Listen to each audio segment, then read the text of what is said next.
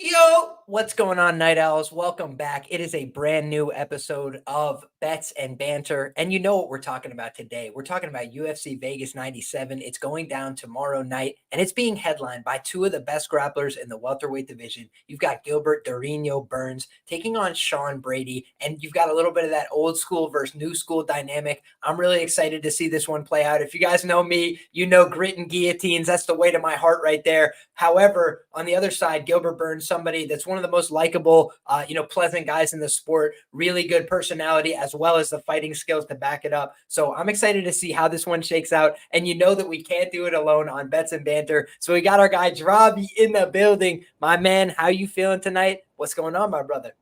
Hey, what's up, bro? It's good to be back on the podcast. It's been a couple months, Liam, and yeah, that's a good card to discuss. So I'm excited to talk about it, and I think there's some money to be made as always. So it's gonna be fun to discuss about it. Hell yeah, man. Hopefully we have some agreement here and maybe some disagreement as well. That'll be a fruitful conversation for the people. But in any case, my brother, we start off with a fight that, I'll be honest, these are the kind of fights I typically like to avoid. And I'll just disclose, last time this fight was booked, I had a bet on this matchup. However, we're now in a situation where it's a rebooked fight.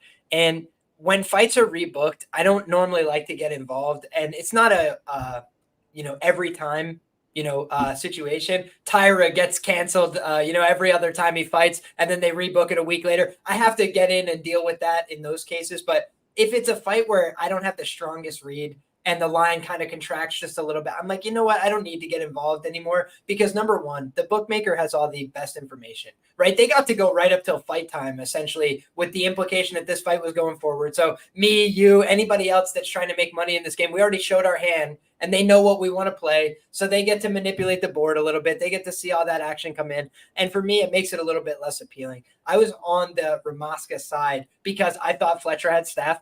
He did. But it seems like both these guys might have had staff in the end. Kind of gross, but life goes on, right? You're all training in a house together. One guy gets it, can just be the ruin of everything, right? So I think of a fight like this and I say, how are they both going to recover? Are these guys still on medications? I could just tell you from personal experience, can change your cardio dynamic massively. If you come in on cardio, like normal, you're feeling great. You take antibiotics, it doesn't matter that you've worked out 6 weeks in a row, right? It just feels like you have nothing left to give after 5 minutes, 6 minutes. And we've definitely seen that, afflict people before. I think my guy Benoit Saint-Denis got a little bit of a bad rap because he told the truth, which is, yeah, I had staff and I was on the medication.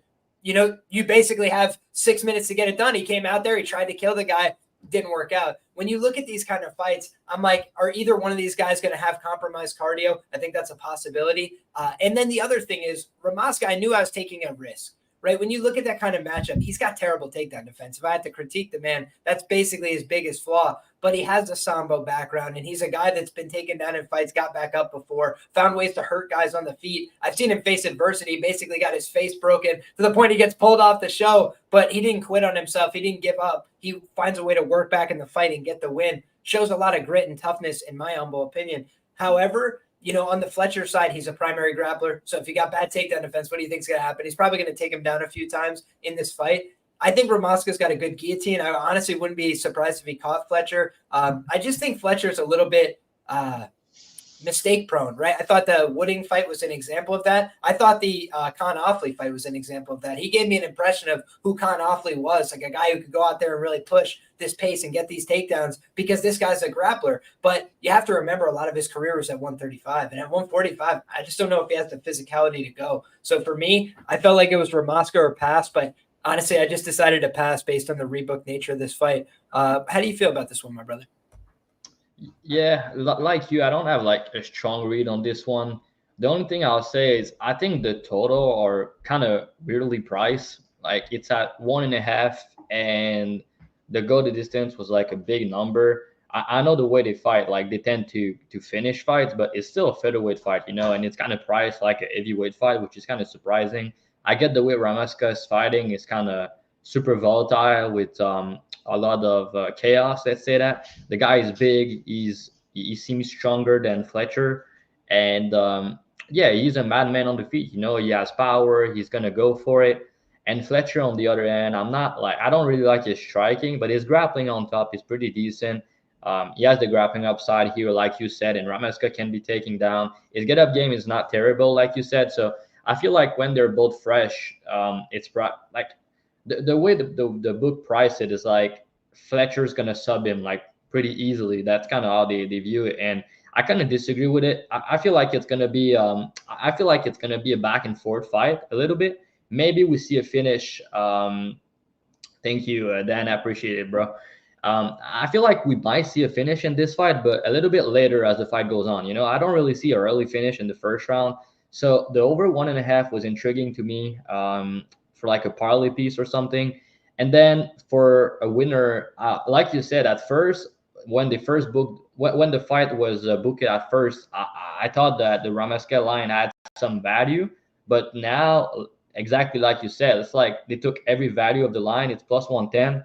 Last time I know some people are like plus 150, plus 160. So they know they priced the line correctly now on the money line. So I don't think there's a lot of value on it. But I think Fletcher's pretty tough. He fought the last fight on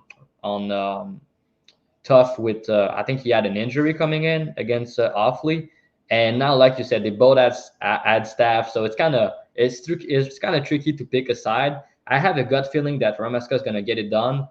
I kind of feel like it's gonna go like over. I think we might see a late finish, but I think Rameska is gonna get it done, doing more damage, landing the bigger shot, and if Fletcher can get his takedowns going as the fight goes on, I think he's in trouble, to be honest. So I think Rameska, maybe late finish, KO.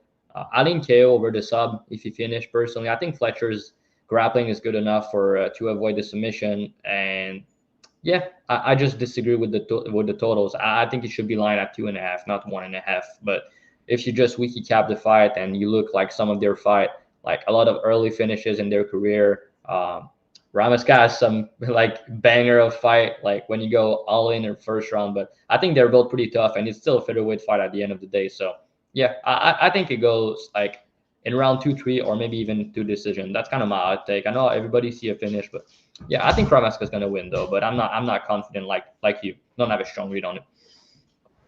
Yeah, man. The one thing I would say that I think is like a danger is I honestly thought Ken Offley was very, very close to finishing Fletcher, and he showed some toughness and some heart in that fight. But I do think that Rameska is maybe a little bit more effective in terms of like delivering powerful shots. However, to your point, when you look at Fletcher's past, right, it was a downward trend in terms of the line in the Wooding fight, right? It looked good at the beginning. Everything's going all right. And it just slowly was starting to reveal itself. And honestly, I thought the cracks were there in round 2. Like I thought you could start to see the writing on the wall a little bit. But for me, the thing about this fight is like, it's going to come down to whether or not Rameska is making him work. And if he makes a critical mistake, I feel, if he shows his back in an early exchange or something like that. But overall, I've talked to people about this before as well. When you compete up in size, you have some certain advantages. You're a little bit faster. You might have a little bit more technicality, a little bit more dynamic, but you're trying to move around a bigger body, and that will get you tired faster. And so I feel like a guy in Fletcher who's already gassed out in the past at 135, it's probably going to be something to keep your eye on in this fight. I'd be curious what the late round props are for Rameska. That's something that I might take a look at. To support that contrarian angle as well, because I do think that that's where we saw Fletcher kind of have a downward trend. And honestly, did anything look like it was going to change in that Con Offley fight? Because I'm not sure that it was. He was having a little bit of success on the feet, but he was still getting taken down in that fight. And if your grappling is supposed to be your selling point, and you're getting out grappled summarily by a guy who didn't win the Ultimate Fighter and is probably going to be in the dustbin of that show's history, it's a little bit concerning for me.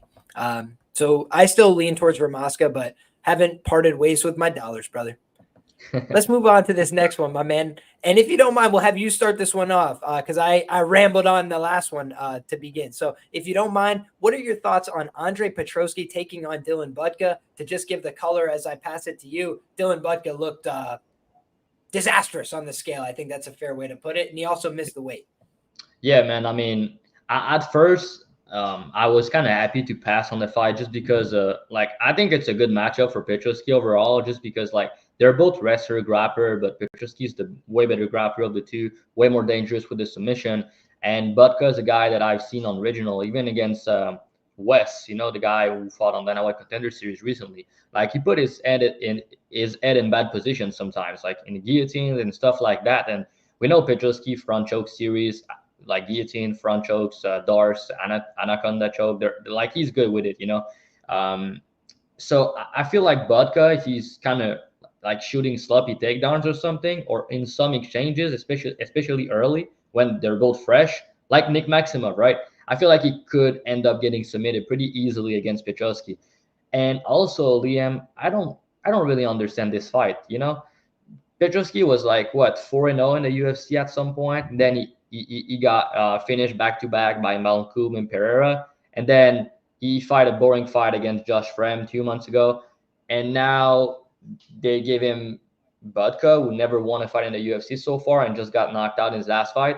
So I just don't really understand this matchup. I feel like Petrosky's just accepting this to get a free win or something. I don't really understand the matchup, to be honest. But yeah, Budka is not super dangerous on the feet. I don't really rate his striking. It's okay at best, but he's a wrestler. And is he just gonna wrestle Petrosky? I don't really think so, to be honest. And then if he try to do so, I feel like at some point he might end up getting caught in something in the grappling department, because, like I said, the BJJ levels here on the Petrosky side is kind of massive. And even on the feet, Petrosky has more tools as he fought the better competition. So yeah, the concerns that I have on the Petrosky side is obviously the cardio and the durability. That is a big concern on his side. But Budka is not a guy that is kind of. I'm not concerned about him knocking him out. Could it happen? Yeah, I guess, but I don't think it's likely. And then his path is probably like surviving early and then making Petrosky tired as the fight goes on and capitalize on it. But Petrosky is a guy that, like, if you make him work, he could get tired, because Frem, he didn't get really tired in that last fight at Elevation, which was surprising for some people. But Frem was not really trying to get back up. He didn't make him work at all. So I think in this fight, if Budka try to get back up and make him work early, I think that he's gonna get submitted at some point. Yeah, I think he's gonna get finished. And even on the feet, like, Petrosky is not a good striker, but he does have some power, and that's a big step down for him. So I feel like he's going to be he's going to have more tools on the feet than Budka. And I don't really think that he's going to have to worry too much on the feet. And if Budka trying to shoot on him, I feel like there's going to be scrambles where Petrosky is going to end up on top or catch the neck at some point. So yeah, I like you either play like Petrosky sub 1. I think there's some good numbers on the commercial books, or you can just go Petrosky ITD, because after the weight miss and the way he looked on the scale, I was sure that the fight's gonna get canceled, but it didn't, surprisingly. So I don't normally put too much stock into weighing. I don't like to do it when some fighters miss weight. It doesn't matter that much to me. But the way he looked, and he was kind of falling like behind, it looked terrible. I was sure the fight's gonna get called off.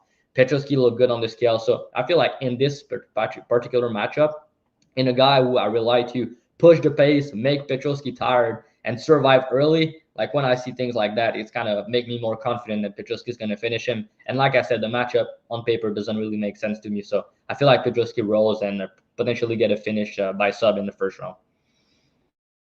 Honestly, like, Petrosky's not a huge middleweight. So I think the fact that Budka's missing weight here and they're very similar size, it's not very promising for his career long term.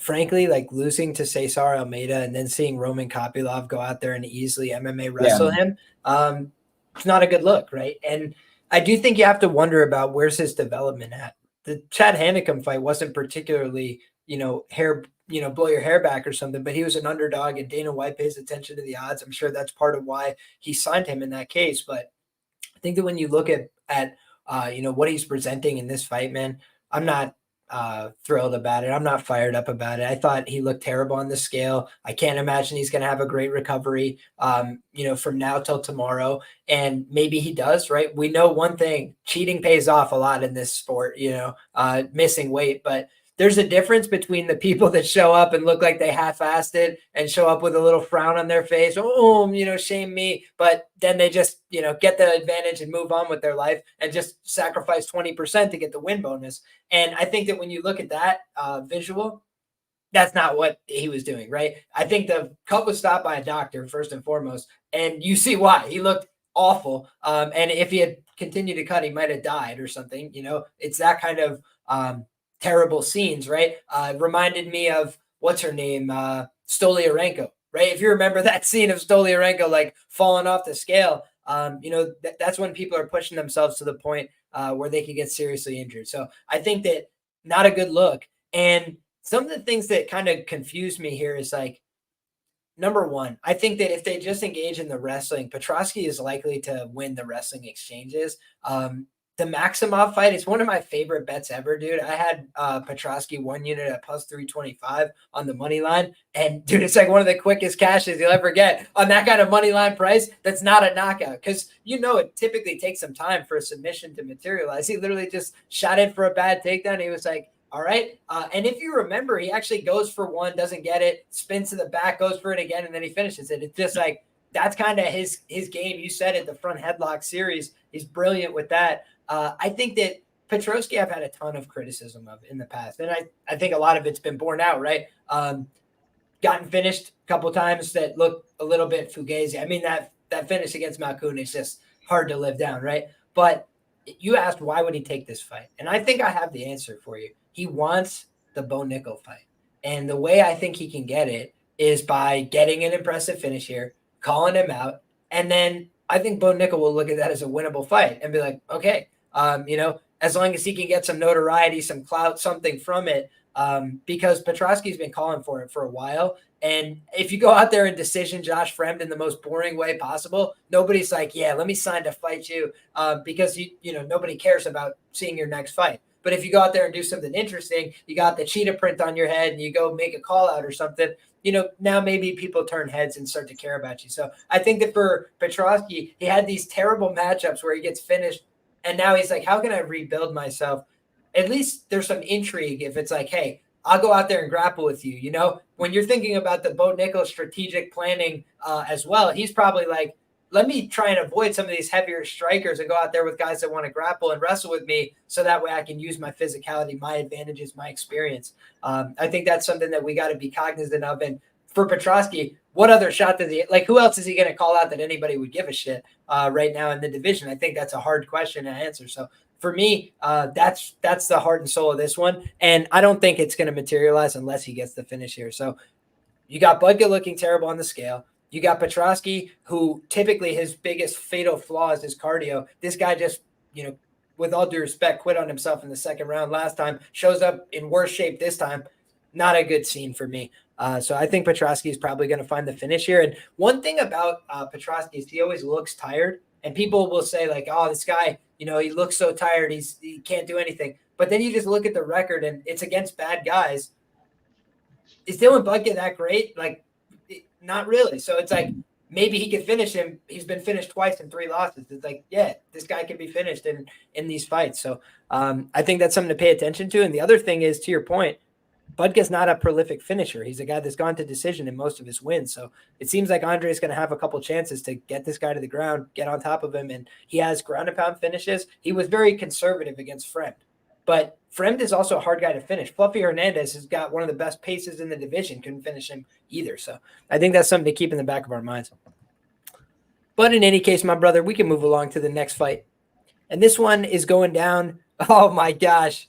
It's going down in the women's strawweight division. And I feel like, it would be blasphemous for me to bet on either side in this fight because both these women have done nothing but respect coin for me. I think that for Vanessa Demopoulos, the queen of the split decision at the Apex Center, you never fade a stripper in Las Vegas. How many times do I have to tell you guys? But on the other side, man, I think Jacqueline Amorim is a real prospect. I said that when she got to the UFC. I said her jiu-jitsu is different. And when she went out there against Sam Hughes, I bet nothing on the fight. And the reason was super straightforward. I was just like, it's her UFC debut. How many times do we see somebody underperform? She did it in front of a pay-per-view audience, big crowd in Miami, and she panicked. She got to the spot she wanted to be. Sam Hughes, by the way, guys, cheated her ass off. Hands in the gloves. Do anything she can't. Fish hook your eye. Like, she's just playing for keeps, right? And at the end of it, you had an Amorim who had spent a lot of energy seeking the finish in round 1, didn't get it, and then had nothing really left to give. She's pulling guard. She's making a lot of suboptimal decisions. But you look at this fight on paper, and I'm like, Vanessa Demopoulos, her best attributes are she can take a great punch. She'll throw all night. She doesn't care. So she'll keep taking risks. And she's got good jiu-jitsu. She's not like a fish out of water by any means in terms of the wrestling and the grappling. But when you look, she can be taken down historically.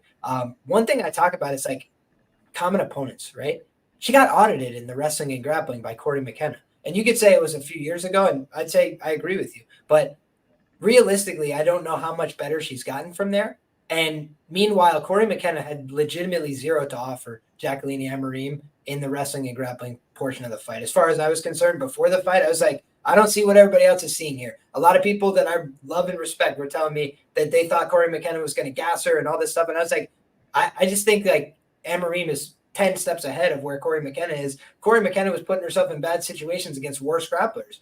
And so I'm like, this seems to me like a good spot. And I bet Amorim there. I regret not betting it bigger. But the Conejo fight was a little bit of a unique circumstance. Conejo is literally just a punching bag with one move. No disrespect. That's just the reality of the situation. She got the head and arm throw. She didn't know how to do anything else. So you see the KO went from plus 1,600 when I bet it on Amorim to plus 325 on Eduardo Mora the very next time out. It's like the market then realized, oh, if you get her to the ground, you can punch her as many times you want. Vanessa's going to offer resistance if she's on her back. She's not just going to, give up terrible positions every time and get owned. But I think that when you talk about like who's the most likely person to finish this fight, I think it's Amorim via submission in the first 2 rounds. I mean, like Vanessa Demopoulos is a very tough girl and a talented jiu-jitsu player, but like there's levels to the game, right? And I don't think that her competitive black belt is going to go out there and win world titles or anything like that. I think she's very good for MMA, but she's been taken down in MMA. She's had her guard passed in MMA. Good fighter, right? Tough. Cleveland, Ohio. Never fade a stripper. You guys know me. I'm a big Vanessa Demopoulos fan. And again, at the prices, I get it. It's a money line dogger pass situation. But I have a sneaking feeling that Amorim is going to finish her. Because Amorim, if she's going to be who I think she can be in this division, she's got like a massive reach advantage here. And I think that where Vanessa is typically good is like I could go to my back and throw more elbows and do stuff to these people that don't want to do anything. Amorim showed when she got on top of Conejo, she was like, lesson learned. No more getting on top and looking for submissions like I'm going out of business. It's try and do damage, try and beat her up. And if I end up on my back, sweep to get back on top and then beat her up again. And she had the Kimura locked up. Did she hold it all night and try and finish it? Nope. Swept on top and then beat her up again, finish the fight. Catch me a nice one. So for me, I think that Amorim kind of learned the lesson of her first fight. And in the last 2 fights, she's been excellent, right? Gone out there and I thought the fight should have been stopped 50 times against Conejo, to tell you the truth, right? And maybe I'm just biased because I had the ITD ticket. Like, what was going to change about the fight? She was literally just on top beating the shit out of this poor woman who had nothing that she could do about it, no answers, no knowledge, just standing up there, covering up her face. And that was all I saw the whole time. I thought they were rigging it against me, brother. I swear to God, I thought it was rigged to go the distance. I was like, this referee's not going to intervene if there's a hole in her head. But eventually they stop it in round 3. I was like, thank goodness. I'll take the cash and run. But I just feel overall, Amorim showed off the cardio and consistency to keep pushing that pace. I think she threw 85 significant strikes, most of them from the top position, attempted several submissions, got sweeps, things that are energy intensive. I don't think cardio was the problem. I think she panicked. I think she had a adrenaline dump in a UFC debut. So for me, I'm not going to pay the minus 300 or whatever it is to find out. But my gut says that this is the one where Demopoulos' rubber is going to meet the road a little bit here. And I think this is a tough matchup for her. How about you, brother? Yeah, it's kind of a tricky fight for me, to be honest, because there are some things to like on both sides. I feel like on the side of Vanessa, like the judges love her, obviously. We don't really know why, but the judges love her, right? Because a lot of the decision, and you make a ton of money on it, Liam. Like you cash a lot of big tickets on her. I think you got like plus 2xx, plus 3xx multiple times when people were like betting against her again and again. And I just feel like she's a girl that she's hard to fade at big chalk, just in general, just because of the way she fights. Like you said, she's super durable. She has that dog in her, which you like to see when you bet a big underdog. And she has decent cardio. And I think she has some decent power for this division as well. Like she can crack for a girl. And her last fight kind of impressed me in the striking, because I do rate Ducote's striking kind of high for this division. So to see her going like, oh damn, that's some big numbers, bro. God Hell damn. yeah. We've been there the whole time. I told how many people don't fade a stripper in Vegas, baby. Yeah, so the worry I have here is if Amorim doesn't finish her early, I'm not sure that she's gonna have an easy time as the fight goes on, because you mentioned the first fight, which was like the adrenaline dump, the UFC debut, and everything. I do agree with that, but I also think that the fight before against Ruiz, she had no adversity. She kind of did whatever she wanted to. It was a squash match. This girl was like super small. She doesn't have anything, right? She's not UFC caliber whatsoever, and she pulled guard one time Amorim in that fight, which I think was kind of a bad look, to be honest.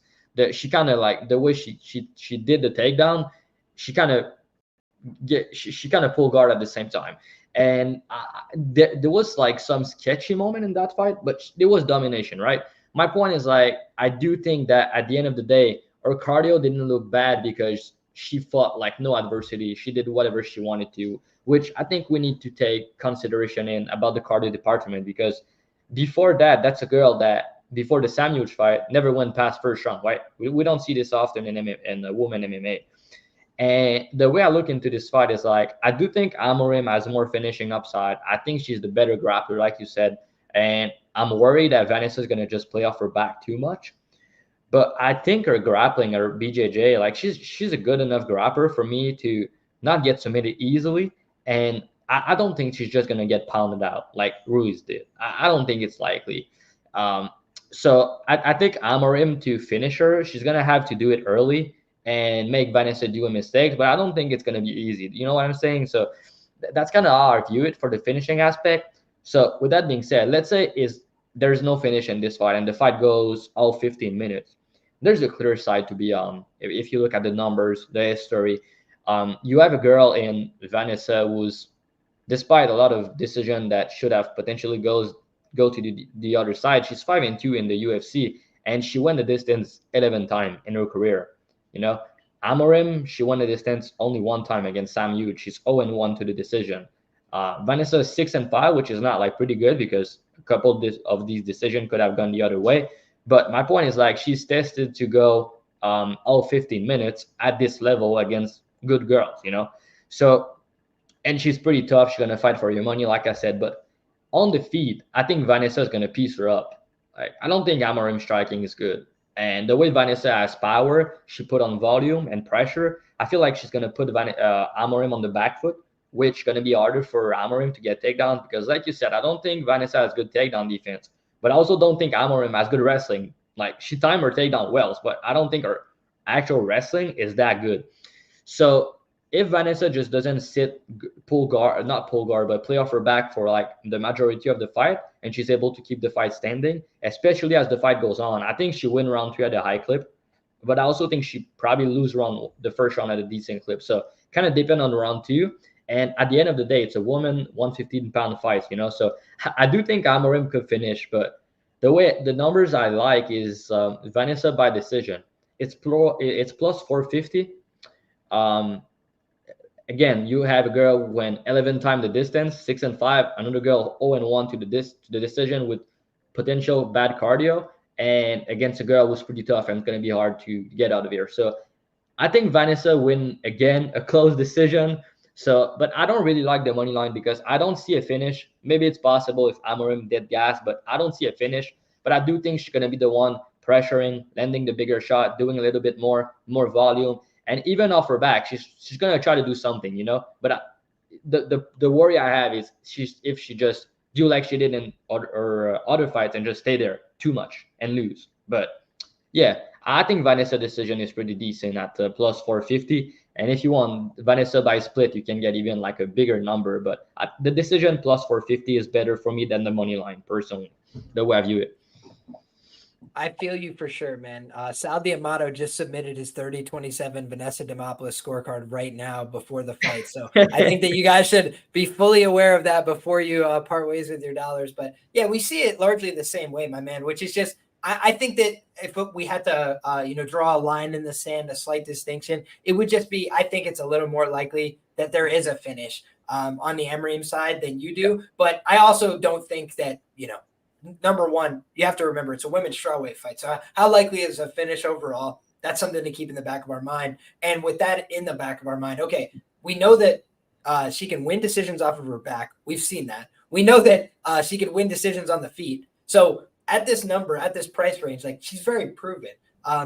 Surprisingly, a little bit less ROI as a dog than I expected, but I picked the right times. You see, my brother, I think that, the loss to Karolina Kowalkiewicz, I think she might have been a dog to, what's her name? The small Corey McKenna. I think she was a dog to her as well. So there's been a couple of times she fell short, but oftentimes it was when she was a short underdog, right? When she was a big dog is when she's tended to cash in a lot of these spots. So I definitely see the merit. And to your point, you can see even as high as 5-1 in some places on the decision. And I don't imagine she's going to finish Emreem outside of round 3. And even then, I think that would be kind of memeish. I think Emreem's a tough girl. I think she's a gritty competitor. Even that Sam Hughes fight, like, Sam Hughes will continue to bring the pace and the pressure all 3 rounds. And she didn't quit on herself there. She just didn't have much left to give and kind of just said, hey, you know what? It's not my night. But she didn't give up and just like phone it in and give up a tap or something like that. So for me, I think that it's still a progression and evolution for Emreem, who's 29 years of age, right? She's on the right side of 30. And the one thing about Vanessa Demopoulos, she's quietly like 35 years of age. When you're fighting Emily Ducote, when you're fighting Kanaka Murata, who's extremely limited, I think that there was a lot of opportunity there. And I just think that this is the best girl she's fought in this price range. So I'm like, this could be the rubber meet in the road. And lastly, I'll say Karolina Kowalkiewicz, like, probably a little bit past her best.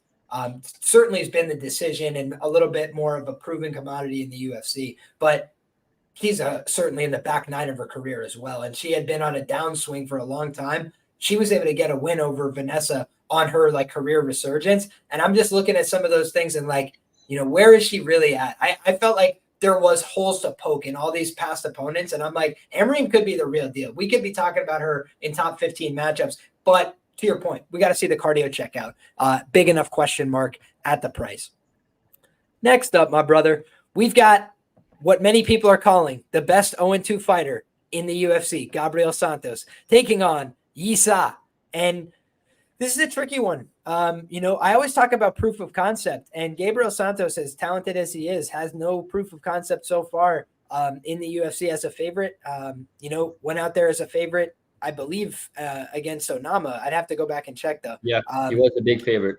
-2. Yeah, and it did not work out that time. But the time before that, he fought very well against Lerone Murphy, and we've seen how he's done in the division. My brother, we're going to kick this one over to you. How do you feel about this matchup? Yeah, it's a very good fight. Like I like it. I'm high on Santos, to be honest. I bet him against Lerone Murphy. I thought that he won that fight, and I'm gonna stick to it because it was in the UK. The fans it was all in the favor of Murphy, but this guy making his debut, I think it was also on short notice. He fought very well in that fight, and I think that we see now where exactly, that's that Dan is talking like before I was about to talk about him. But what I was about to say is like, I feel like he won the fight against Aaron Murphy, but now the judges said otherwise, and he was looking good. I faded him the next fight with Onama, plus 2xx on David Onama. A guy who's super dangerous, who's big, who's strong for the division. And I just thought that the price didn't make sense. It was like they overhyped the guy in a loss against Murphy. They try to fade him and they sweat. Now they're like, okay, I'm going to bet him the next fight against a guy who's super dangerous. And I capitalize, I bet the other side that way. But now here we see him back at a favorite price tag, but also I believe with like kind of a big step down in competition. I'm not sure about the ceiling of Yisa at this level yet. I think he's a good fighter overall, but we see these guys, Liam, like when they come from this road to UFC, sometimes they don't do that well in the UFC. Just they're not like as strong as these guys, and they don't fight the same level of competition. I know he has a lot of fights, but it's also a guy that he won some fight that I don't think he should have won. Like he won a split decision against Matsushima. I thought that he lost that fight, to be honest, on rewatch. after that was a split. You could arguably say that he won against Lee, which is fair because it was very close. But Lee was injured in that fight. We need to keep that in mind. And I see him like he's known as like a wrestler, a grappler. You know, I think he's a BJJ black belt. He has a lot of arm bars from his back and everything. But the guy takedown defense and wrestling in general, defensively, I don't think it's that good, to be honest. I see him getting taken down by strikers, by guys who are not that good. So I'm like, wait a minute. So this guy's like a good grappler offensively. I think he's good when he gets on top, but I don't think he has the best top control ever, first of all. And I don't think he's going to be a good finisher at the UFC level. On the feet, I think his striking is improving from fight to fight. I actually thought that he looked pretty good in the striking against, I think it was against Kim, right? You can see the improvements he's making in the striking. Decent power. He put on the pressure. He's not a bad fighter. That's not what I'm saying. But I think that there's a level difference here in the skills departments. You can see that Santos is clearly more skilled. And to be honest, I think he's kind of better everywhere than Yiza. Santos, a high-level grappler himself. He has good arm bars himself. And to that point, like I've watched back a lot of fights from Santos, and it was fun to watch because he has some bangers on his resume. And to go back to the fight against Elvis Brenner, we know Brenner's dog, like good grappler. The guy's 11-0 to the sub, right? In the second round, Santos was in a lot of bad position in that fight. He was on bottom. Brenner was trying to submit him. He had an armbar at some point. He was doing work from top position, everything, right? Santos won the first round and then a very tough second round, right? He survived. He did everything right. And the knock that I was having from him, and I was worried for this matchup, is if he played too much off his back, which he does at time, but he kind of know when to get back up. He's not going to play a full round off his back. He's going to try to do something. He's dangerous off his back, first of all. He has good on bar, like I said. But if he see that it's not working after a minute or two, he's going to try to get back up. And his get-up game is decent. And his takedown defense, I also believe that is pretty decent as well. But now I think his wrestling offensively is also pretty good. He took Murphy down a couple times. He took Brenner down. He took a lot of these guys down, right? So I think if he wants here, he can be the one shooting the takedown. I think he's going to get them pretty easily. And if he's the one on top, then what? You know, he's out. I think that he's going to try to get an armbar on Santos, but that's not good. Like, I just don't see that happening when he, like the type of submission he got against these lower level guys. I don't think it's going to be working at this level, right? So the Brenner fight, like I said, tough second round. And then in the third round, he come in. He showed that dog in him. He pushed deep. He won that round. And what we know about Elvis Brenner in the UFC so far is how much he has that dog in him and how much he's able to come back in round 3 in some fights, right? We see this against Guram, against a lot of these people, even against Obai. He almost got it done at the end of the fight, right? He was coming back and everything, but Santos won the third round in this fight, which was pretty telling to me because from his cardio and the high pace and the grappling, it was good to see, right? And the two other fights that he won against Barboza and Delano, both are pretty good in LFA, but I think it was against Barboza. I'm not sure which one it was. You can correct me, Liam, but I think it was against Barboza. He got hurt multiple times in the first round. He was put on skates, everything. He was on skate for like 2 minutes. Crazy shit, right? He showed that dog in him again. Shooter Bucks kind of guy, you know. It's kind of funny because now he's at Shooter Bucks training with Brenner. So I think that's pretty cool. But yeah, he showed that dog in him. He survived, and Barboza is a pretty dangerous guy. You know, he's 15-2 now, and he has 12 KO in the first round, 2 subs in the first round. So he's someone who's known to put guys out early. Santos was able to survive, and then second round come in, he head kick him and he finish him, right? So he's a guy that's going to be fighting for your money till like the ref stop him, which I like to see. Even against Sonama, like I said, he got caught with a beautiful uppercut, by the way. It was a crazy KO, but he was doing very good in that fight, in my opinion. And yeah, so I think the guy's pretty good. I like his striking. I think he has good power. And I also like that he took a year off after his last fight, which was a bad KO. He switched camp. He went to Shooter Bucks. He looks in pretty good shape. Let's put it that way. And I like that he's having a full year off, a full training camp, coming into this fight here. against Isa, like I said, which is a big step down in competition for him. And I also believe that he's gonna have big leg kicks here if he wants to. And yeah, I think he's the better striker. I think he has more power. I think he's the better grappler. I think he could land takedowns if he want. And I also think that he has better cardio. And I think that he has more that dog in him. He does have good cardio, but I've seen him as the fight goes on, round 3. He looks a little bit tired. He can make a lot of mistakes, and I think a guy in Santos is going to be able to capitalize on it.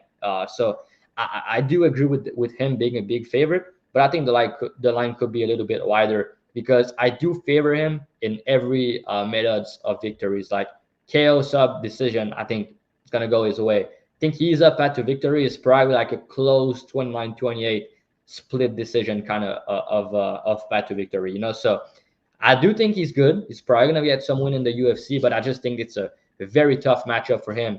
And yeah, I'm still very high on Santos, and I think he's gonna bounce back here. Also to note, his job is potentially on the line here, so yeah, he's probably gonna give it everything he got. So yeah, I like Santos, and probably by finish round 2-3. Yeah, I mentioned off the rip, my concerns here was just that there's not really a lot of proof of concept, right? He's gone out there, he's fought really well, but he just hasn't gotten his hand raised yet, and you're being asked to pay a pretty big premium. Additionally, there's one like kind of system that I always think about, which is like if you could get a younger fighter that's had more professional bouts, that's something that I like in terms of experience. However, it's a little bit different with Yisa because he's been fighting for a very long time, and honestly, he still hasn't fought the same quality of competition, broadly speaking, that Gabriel Santos has. So I don't know that it necessarily fits the bill here, but he definitely looks like he's an improved version of himself, fight over fight. Still just 27 years of age, both these guys on the right side of 30. So I think that Santos is the more talented guy. I agree with you there. They're kind of pricing you out on a lot of things here, though. Like the submission price for Santos is like plus 300 in this spot. He's attempted a bunch of submissions so far in his career, and I do think he's got takedown upside here. But if he's feeling armbar threats from the bottom, he may just stand back up and look to work from his feet. In terms of his opponent, he's also been knocked out by a journeyman fighter before. So, that doesn't really speak to great durability necessarily. I do agree with you as well about the break for Gabriel Santos. He's one of the longest layoffs on this fight card, but I do like to see that. When you got a young guy, you don't want to see these guys out here taking, a huge beatdown or anything like that, and then coming right back into the octagon. And we'll talk about a couple guys that I do think are making maybe too quick of a turnaround, right, on this card. But for Gabriel Santos, very talented, very experienced guy in his own right, making the turnaround with ample preparation and time. And one thing you got to think about is, that he's feeling right now if he pulled out of the Weston Wilson fight, right? Because what would cause him to pull out of that fight other than he needed to get right? Now my man's right. He's feeling good. And I think he is going to break through and get that first UFC win here. But for me, it's almost like a wait and see approach. I want to see him do it. And then I'll hop back on the enthusiasm train. But, the David Onama fight, I feel, was a tough go at it. This is one that feels very winnable. So it's like, go out there, seize this opportunity, and let's move forward from there. But Evolu Sautai, I'll tell you, sometimes these guys go out there and make some negative EV decisions. I'm pretty sure that's where my guy Brenson at Barrios from. I wrote up exactly how he's going to win the fight. He gets the guillotine and then just lets the guy come on top of him. I couldn't believe that, man. One of the most sickening outcomes in recent UFC memory. We were both exactly, on it. Massive this price, is the bro. redemption, brother. Yeah. They get another chance here, and Gabriel Santos, he's the better representative by far. Not even close. Let's see how it goes. We got another. I mean, it's like a Brazilian showcase. Am I wrong at this fight card? Andre Lima, Mascote, is up next. He's taking on Felipe dos Santos. This is a really fun matchup, man, in the flyweight division, and he finally made the weight class, right? My guy showed up on weight and ready to compete this time, and I think that that's good. He got the bite of the night. He's a fun guy. People are excited about him. But on the other side, Felipe dos Santos, he's attracting some underdog attention. And for obvious reason, right? He's a big enough guy, 23 years of age, still very young, and he's got a 70-inch reach. So he's going to have the reach advantage in this matchup. But for me, I feel like this is a fun scrap, and I'm excited to hear your take, my brother. We'll kick it to you. I see a dog in the background. Is that an omen? Yeah, it's a golden retriever. It's my dog. It's Bandit. Yeah. I was just Oh, laughing. I need my bandit in here. I gotta call him in. Yeah. Yeah, so for this fight, I'm pretty excited about it. I think it's gonna be a banger. No doubt about it, like Lima, Dos Santos, just because of the way they both fight, right? Um, but yeah, man, so cute. Just because the way they both fight, but I think Lima is a guy that has the better ceiling of the two, right? Dos Santos, another guy that I think has been overhyped in a loss against Manuel Cap. He looked very good in that fight, but he got hurt multiple times. It was a tough debut, but still, he's a guy that shoot above guy again, willing to put himself in danger for a fun fight, but bad striking defense, negative takedown defense. Like honestly, it's garbage. I'm sorry, but it's terrible. Even on original, is getting taken down like left and right. Altamir, I know land like Better or worse than Ramaska? yeah. So Victor Altamirano landed like what 8 takedowns, Liam? Correct me if I'm wrong, but 8 or 9 I think it takedowns. might be 9.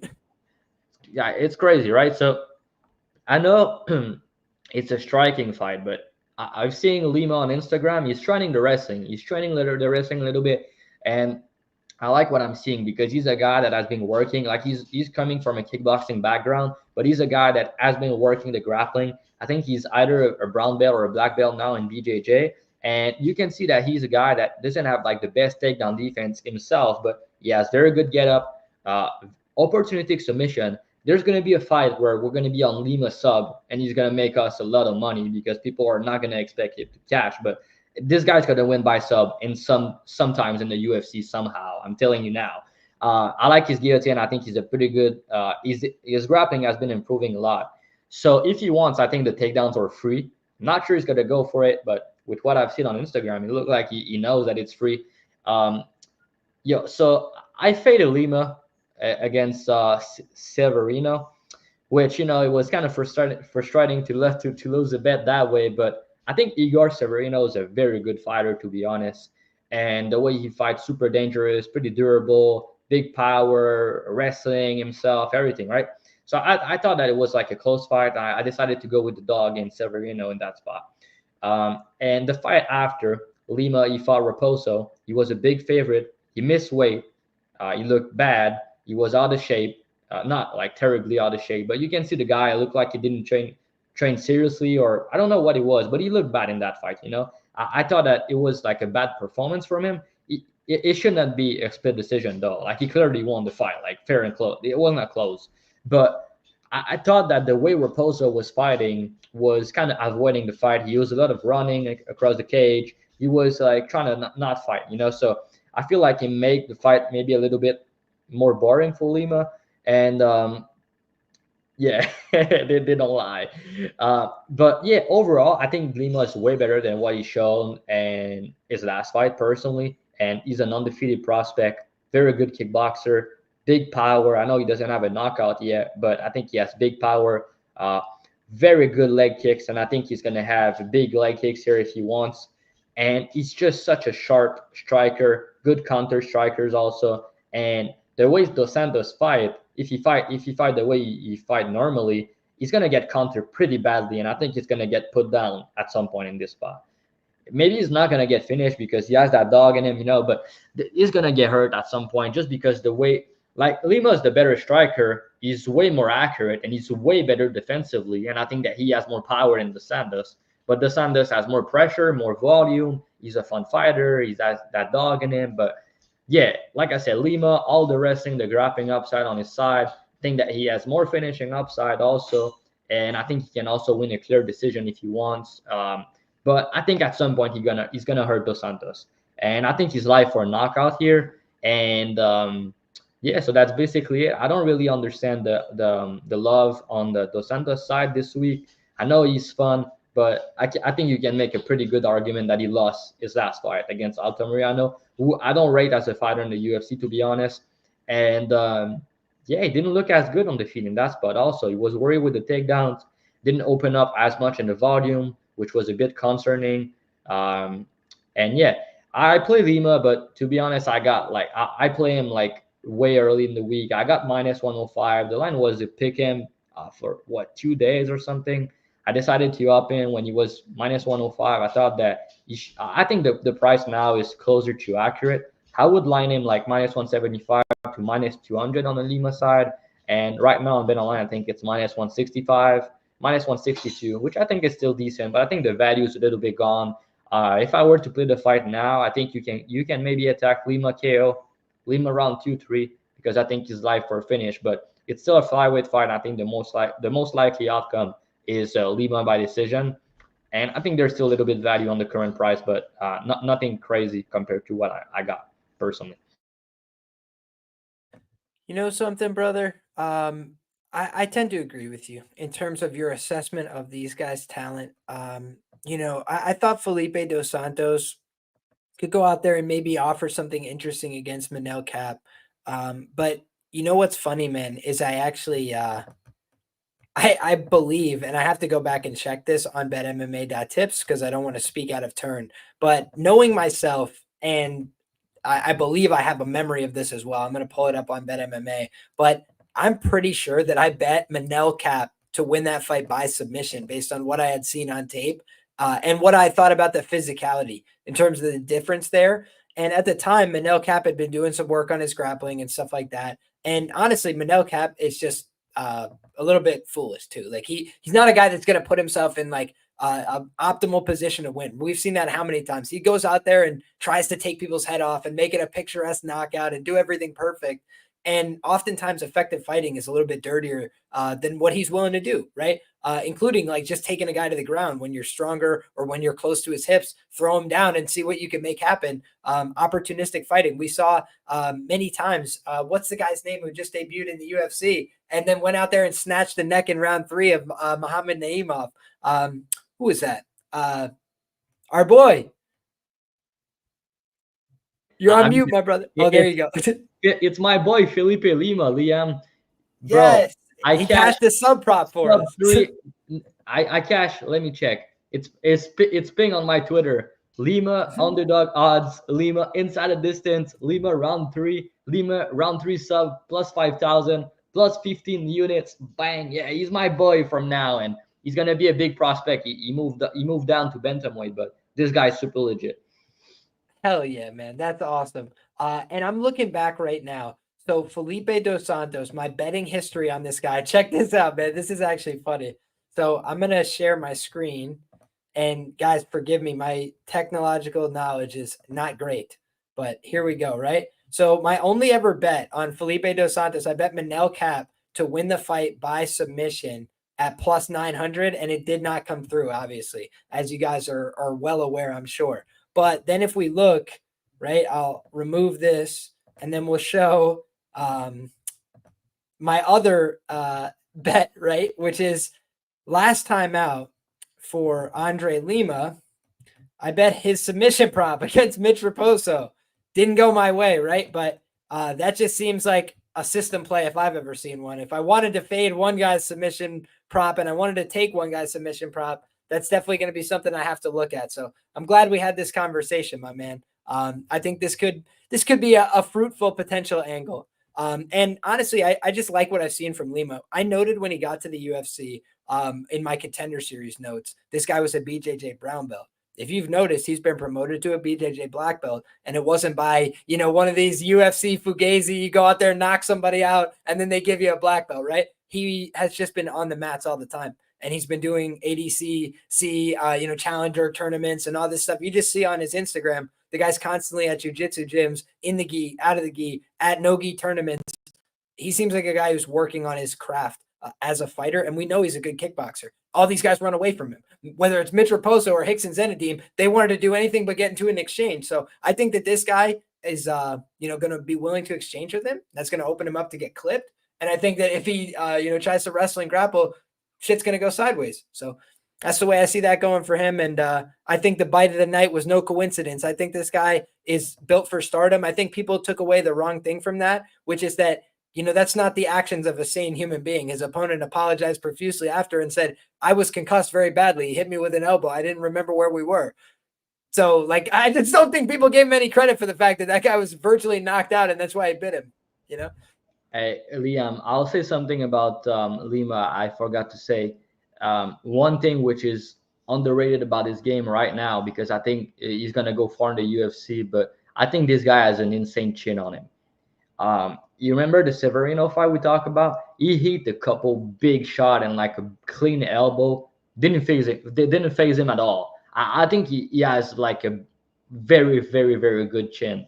So like the durability difference here in this matchup is going to be big for me, because Santos is going to be hard to finish, like you said, but he can't get hurt, he can't get dropped, and I don't see it on the other side for the Santos getting Lima hurt or drop in this particular fight. I think his chin is underrated still, but I think he has a very good chin. I'll say that, and then he's going to get knocked out. So knock on wood, though. But you know. It's a fight. Anything is possible. I wanted to address our guy, Hi Jin, in the chat. He says, obviously, outside of him, who are the two biggest locks? And I'll just tell you, my brother, if you're looking for locks, you come to the wrong place. I don't have them for you. If I could tell the future, I would make way more money in this than I do, right? But I do well by picking my spots, by looking for value. You know, I bet underdogs primarily, but the way that you, find locks in life is not by picking fight outcomes. I'll tell you that. It's the craziest sport in the world, but I think that you could find value picking your spots on favorites too. But I just would tell you, if you're looking for locks, brother, you've come to the wrong sport. It's a crazy sport. And how many times have we seen somebody throw a low kick, hurt themselves? Right. I bet Chris Weidman the night he threw one low kick and the fight was over shortly thereafter. I'll just leave it at that. Right. If you're looking for locks, there are no locks in life, my brother.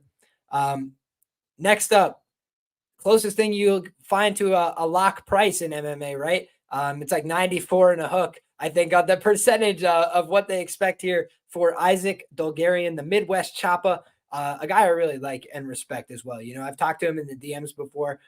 He's a very, very smart guy in terms of where his bread is buttered, what his skills are. He's extremely dominant in the first round. One of the most dominant featherweight fighters I've ever seen in round one. If you were to say like, all right, we're doing a 5-minute fight, who are you favoring over Isaac Dolgarian? It's very few people, because for 5 minutes, he can basically go out there and take most people down and impose his will and his skill set. It's just, what is he going to do after that fact if he doesn't get them out of there? That becomes a big question mark. And I think that he made some tactical errors, if I could be critical, against Christian Rodriguez. Christian Rodriguez is a real son of a bitch to submit. I know that sounds silly after Julian Erosa made it look so easy, but Julian Erosa's got freakishly long arms, and he's now been making a career of going out there and guillotining people that he otherwise has no business doing, right? He got dropped by Sean Woodson, stands back up, puts him in a front headlock 2 seconds later and finishes the fight. He's that kind of guy, got the arms for the job. And I think that also C-Rod just looked bamboozled in that fight. He looked tired, and with all due respect, looked like he wanted a way out because things were going sideways. So it happens, right? It's a fight. Shit gets crazy. But you look at the Isaac Dolgarian fight. Isaac is on top. He's in great positions, but he's constantly looking for these chokes, and it's exhausting, right? You go for 5 chokes, 3 chokes, you're squeezing out all the energy from your arms. And I felt like he put himself in a position where, he had nothing left to give in round 3. And, he looked like he was drunk out there, right? And I've been there, right? So that's why I know it's like when you start leaning on your opponent, like you're going to fall over if he's not there, that's not a great look. But that was kind of where he was at in that fight. And he found a way to push through because he's a dog and he's really tough. And, C-Rod was trying to kill him. He was trying to take him out. He almost hit him with a couple big knees and kicks. But ultimately, we saw the toughness, the resolve of Dolgarian to make it through to the end. I thought he deserved the nod. But if you had said it's a draw, I would have said that's probably the best outcome, because I thought he won the first 2 rounds. I thought the third round could have been an arguable 10-8 the other way. But I will say I thought that the decision could have went his way, because I thought it could have been a 10-8 in round 1 as well. It was basically one-sided. However, he just didn't optimize the damage for me enough. And that's what I think is the learning lesson from there. Go out here and put an elbow through this guy's head until somebody pulls you off. Because if you go out there and look for chokes and all these things, I love jiu-jitsu as much as the next guy, but you're going to find oftentimes that most submissions in this sport are from people giving up, quitting, not wanting to be there anymore. And the way you get them to do that is to either make them tired, which takes time, or to beat a hole in their head and they go, okay, please stop, sir. I will turn around and give you my neck. Just stop hitting me, please. That is how you force it. So it's just like, for me, Isaac Bulgarian, if he has that fight to do over again, he puts that guy's arm behind his head. Instead of going for the head and arm choke, he just holds that in place, drops 7-8 elbows directly into his noggin, and then says, do you want to give up the choke now or not? And then you pose the question with 5 more elbows, take a couple deep breaths. Bing, bing. It's like, that's all he needs to do, because there's not many people that could do a damn thing about it. Look at the Francis Marshall fight. Is Francis Marshall not a guy that can go out there and scrap? He just showed he can. He just went out there and had a great fight himself, right? Got back in the win column. But what did we see from Isaac Bulgarian in that fight? Dude, it's my favorite write-up I've ever had about an MMA fight. I was like, this dude, stoppage in round 1. And he was an underdog, I think, in that fight as well. And he just came out there and said, sit down, young man, put him on the ground, pass his guard. And Francis Marshall, he's an East Coast guy. He's well regarded. He was at Pellegrino MMA. I believe he was a purple belt. He just completely disregarded any ground game that guy had and beat a hole into his head. So again, I think that's the kind of Isaac Bulgarian that I want to see in this fight. I think he's going to butcher this guy. And honestly, I just don't think Marotte is UFC level. So we wish him the best. I always root for a nice plus 2,200 underdog. Shout out to whatever that girl's name was. Eunice Dubin or whatever it was. Yeah. She went out there and cashed in as a huge dog. So all I'll ever say is congrats, hats off to you. It's a crazy sport, but for me, I just don't see this one, man. I think unless Isaac fumbles the bag and gets really, really tired, I think he's going to put an elbow through this guy's head over and over. How about you? Yeah, it's honestly a fight. I'm not gonna spend too much time about it. The only thing I'll say is I think the big price tag is justified. They're giving him a fight to bounce back and look good, and because I bet him against C-Rod. I thought that he won, or it could have been a draw. I think Bulgarian then draw was a better scorecard than C-Rod personally, but even on rewatch, I know I had a bet, maybe I was biased, but even on rewatch after, I thought it was the correct decision. So I feel like he got robbed a little bit, but it was good for him to go all 15 minutes against a lot of adversity for a guy that never went past the first round. So he didn't quit on himself. Also, he showed that toughness, and I think he's going to bounce back from it. The only worry I have from this fight is after a fighter have a fight like that where they gas out, a lot of adversity, maybe you feel like he's going to try to switch something, maybe be a little bit more patient early, maybe get a finish early round 2 or maybe late round 2 or something. So I know what people are playing Isaac round 1 minus 200 or something. Isaac KO 1 under 1.5 minus 3xx, and I think that's just asking for trouble personally. You kind of have to flip a coin if he's going to sub or KO. I didn't KO. He has nasty ground and pound, very good wrestler. He's going to get on top. He's going to work. But then if he has a free choke, maybe he's going to roll the choke, So I don't like KO or sub. I think it's hard to predict. He's going to win inside the distance, probably in first round. The only thing I'll say, which is interesting, is Marotte's dropping down a weight class here. He used to fight at lightweight. He's dropping down to 145, which I thought was interesting because the guy's not small. But anyways, I think I am high on Bulgarian overall ceiling in the UFC. I bet him like you against Marshall. I got plus 160. Was beautiful bet to cash. I think the guy has he's strong. He has good wrestling, very good top game, good ground and pound, decent sub game. And I think he's just going to get better from here. That's a fight where he's going to dominate in the first round probably. But I wouldn't mind with the total, with everything, because I feel like that's a fight where it should go under 1.5. It looks super safe, or he should finish in the first round. And then after gassing out the last fight, some sketchy things could happen. So, yeah. But obviously, he's going to finish him. But, yeah, it's just a matter of how and when. Yeah, I tend to agree with you, man. I think it's going to be really early. I think he's just going to take him down and pulverize him. But frankly, you made a lot of great points, which is when you're coming off of a gas out type of situation, you never know how guys are going to approach it. And sometimes guys get cute and they're like, I'm going to prove I have great cardio. So they're just on top of somebody and not trying to force the finish and waiting almost and then making it happen later in the fight. So for me, I just feel like it's going to be, however he wants it. But it should be in round 1, honestly. Yeah. All right, my brother. Next up. Oh, one of my biggest betting regrets of all time, man. I had a write up in my full card breakdown for why Chris Padilla was going to win by stoppage in round 1, or he was probably going to lose because he was coming in on short notice. But I was like, this guy just has a lot of upside to come out here and stop this guy in round 1. Bet nothing, and he went out there and stopped the guy in round 1. And, he's in an underdog position again, this time not as generous a price and not as clueless an opponent on the mat, so to speak, right? I think that when you look at this kind of fight, another example of a guy who's the younger fighter with more professional experience, but you have to call into question exactly what is his level of experience commensurate with, because on the Padilla side, he was a regional guy, right? He was a regional journeyman, so to speak, but he was fighting UFC level guys. He was beating some of them, especially more recently in his career. One thing I noticed about him when he was coming into the UFC, and I noted it in my breakdown as well, is he was a guy that basically went out there and swang and bang and had these fun fights and all this stuff. And he didn't have that great a career. And then he was like, yeah, I'm going to fucking take these guys down and I'm going to try and beat them that way.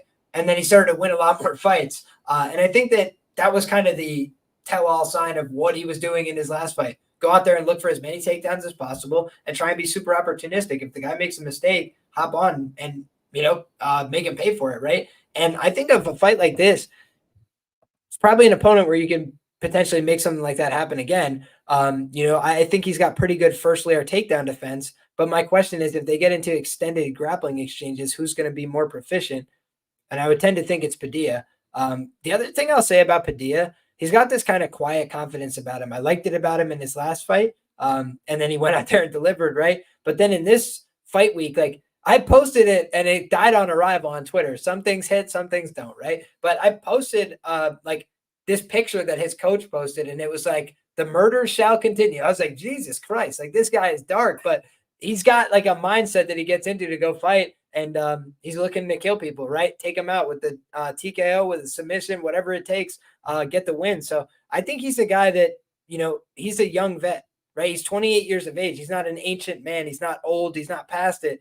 He's just had a number of fights, and a lot of them at a pretty high level. And I think he's probably as good as he's going to get right now, or close to it. And he's not a bad fighter. So for me, I feel like Rong Zhu is still like this developmental type project that they want to see him get better. They want to keep getting him fights. They want to keep moving him along. But you mentioned it before, road to UFC, it's been mixed results, right? And that's a polite way to put it, right? They've really struggled out the gates. That's why they're developing the UFC Performance Institute. They want these guys to succeed, but it takes time. And I feel like right now you're getting a Chris Padilla who's probably thinking to himself like, yo, if I was fighting over on that scene, I would be doing quite well, right? My record might look a little bit less salty over there. So it's just something to keep in the back of your mind. I think Padilla is once again a live dog, but I got no money on this one, G. What do you think? Nothing much, to be honest. So it's also a pass for me at current price. I like Rong Zhu a little bit more than you do. I back him the last fight with on road to UFC against Araguchi. The guy was like a pretty good wrestler, and I thought the performance was very good because the way he was keep defending takedowns. He make the guy gas out. I feel like his takedown defense and ground game overall improved. He has some submission now. And also, if you just wiki cap the fight, you're going to see he got submitted 4 times, I think. But I think 3 of them was when he was 16 or 17 years old. So I don't think you can knock him for that. It was way back in the days. The guy is improving his grappling a lot. And I think his takedown defense is pretty good. I think his cardio is good. And I think he's the much better striker here. He has big power. I feel like he's live to finish as the fight goes on. Padilla, though, like you said, good grappler. He fought good competition on the regional. The guy is going to fight for your money. He looks confident face-off also. I noticed that. And yeah, because of the grappling upside, I'm not really willing to pay minus 250 on Rong Zhu. But I do think he's going to roll. I almost pulled the trigger when the line dropped at minus 190, minus 200 on Rong Zhu. But then he got right back up. I waited a little bit too long. I thought it would drop a little bit again. I was hoping like minus 180 range or something, and then I was happy to bet him. But I do think he rolls. I think minus 225 is probably right. So maybe a little bit of value on the dog right now. But I think Zhang Hu's going to win probably by decision. But I think a KO 2-3 is live here also. Yeah, I think you made a lot of great points in terms of, he's a big guy, physical, could definitely come on strong late. And that was what I had said even about Yantop, right? I was like, if this gets extended, like Yantop probably could just push a harder pace for longer. But part of that analysis was also the short notice nature. I think Padilla does look like he's in very good shape for Yeah. this fight. However, he's a guy that has lost, or actually, I'm looking at the wrong record. Let's go back and look at the correct record. He's lost most of his losses via decision. A plurality of his losses, 3 out of 6. So he's a guy that, he doesn't have an exemplary record, but then you go through and look, and it's like Jason Gonzalez, pretty solid name. Christian Aguilera, former UFC fighter, he got choked absolutely silly by Sean Brady, if y'all remember that one. If I'm thinking of the right guy. Yeah, it is the exact same guy. Oh, that's so funny. And then Gabe Green, another guy that fought at the UFC level, had some competitive fights. Cashed me a nice plus 1100 on Battle KO. Thank you so much for that, brother. Just sprinted across into his offense. I loved when I saw that. But yeah, man, I feel like Padilla in this recent iteration has been a little bit of a better product. But the way I would look to his side is probably Padilla by submission. Yeah. I just think that that's probably a lot of his win condition here. And you made a good point about a lot of those submissions happening when he was a young man. But, the one against Bahamondes not a super prolific submission guy. He does have very long arms. I always talk about long arms create opportunities for submissions in mixed martial arts, especially if you hurt somebody. But the other thing is the loss to Rodrigo Vargas has just aged like sour milk. I know. Really bad look. He got he was a young man, so you give him a pass, or I just look to the fact I'm like, how do I really evaluate him beating a 7-0 guy who can wrestle? I agree with you, but he doesn't seem like a comfortable fighter. I feel like Padilla is a very comfortable fighter in his own skin, so that's why I just think he's going to give his best. Yeah, you're right. That's why I'm not passionate about the price. Like at the end of the day, like you said, we're not just picking winner, right? I know that's been working for a lot of people recently, but it's not always. Hey, the dogs are coming back, bro. Yeah, Contender I know. series, I call them 2 out of the 3, but not Eunice Dubin. Yeah, man. Cash for me plus 349. It was good, man. Like I know people were super high on this Cavalcanti guy, but because he has a sweet afro. Yeah, I tweeted that sweet afro, but no proof that he's good at fighting.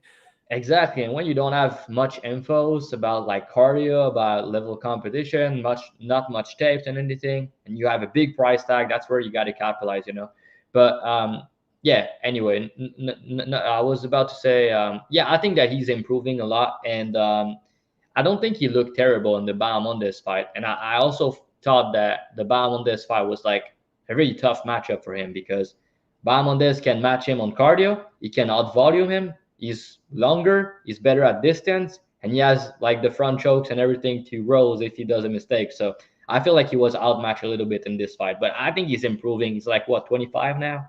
I think he's 25, if I'm not mistaken. Let me just confirm. I think 24, 25, that sounds right to me. He's 24. He was like 19 or 20 when he was fighting in the UFC a couple years ago. So yeah, he's a guy that, to me, he did look good on road to UFC. He beat Felipe Maya before that, which is original guy. He's not very good, but still, he beat another guy, Hong, who's 10-3 now. Not a very good fighter either. He beat Kim is decent, 11-3, never been finished. And I think Araguchi was a very good wrestler. He did gas out, but still, I thought that Delano was a pick him when I bet Song Ru, and people were betting the other guy because he was a good wrestler, undefeated, everything. But yeah, I think Padilla is gonna compete probably. Like it's not gonna be an easy fight. I don't think so.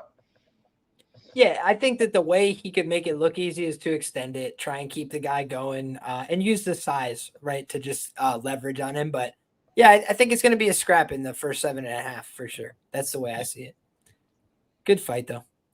Next up, my man, all action continues. We roll right into Trevor Peek against Yanal Ashmouz.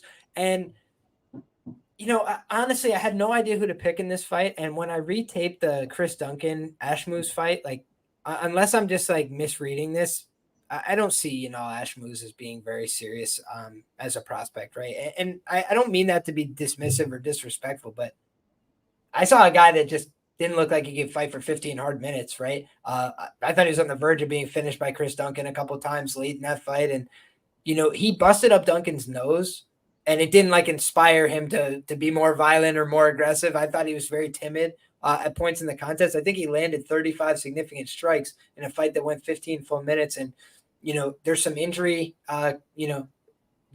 excuses, right? But I just look at it as like not a great performance. I thought that was a fight where we could have seen a better look from him. As for Trevor Peek, like he's super wild. He's crazy. I've never bet on a Trevor Peek money line, right? But Trevor Peek KO at plus 250 against Malik Lewis was the only bet I think I've ever had on a Trevor Peek fight, and it cashed. And if you remember, there was a lot of adversity there. I think there's going to be adversity here. Like I think Ashmouz is going to connect with the cleaner, way better shots in the first round. But I don't trust him at all in a dogfight, and I think Trevor Peek is willing to take it there. So for me, it's just like I could see, if you go back and listen, Trevor Peek gave an interview after the Malik Lewis fight. He's like, he hit me so hard. He's like, I was hurting so bad. He's like, but I knew I could just make it tougher than him. I just made it tougher than him, and he didn't want to be there no more. I was like, yeah, that sounds like Ashmouz to me. A guy that you can make it really tough against, and then he doesn't want to be there no more. And if Chris Duncan's kind of showing you the door, that just doesn't seem to me like you got a long leash here. So he's not got a lot of professional experience. He's coming out there looking like he's on all the steroids that money could buy. But for me, I just don't know that that's what his problem was, right? It's not that he wasn't physically strong or couldn't go out there and hit people hard. He sent Sam Patterson to the third dimension. But I do think that when you're looking at that fight, Sam Patterson was fighting a little bit jittery with his chin right up in the air, creating lanes and opportunities. And he hit him one time, he fell over, he got on top, landed some big shots. But that didn't tell me like this is a brilliant fighter. He really sees everything. He knows what's going on. I was like, Sam Patterson got clipped.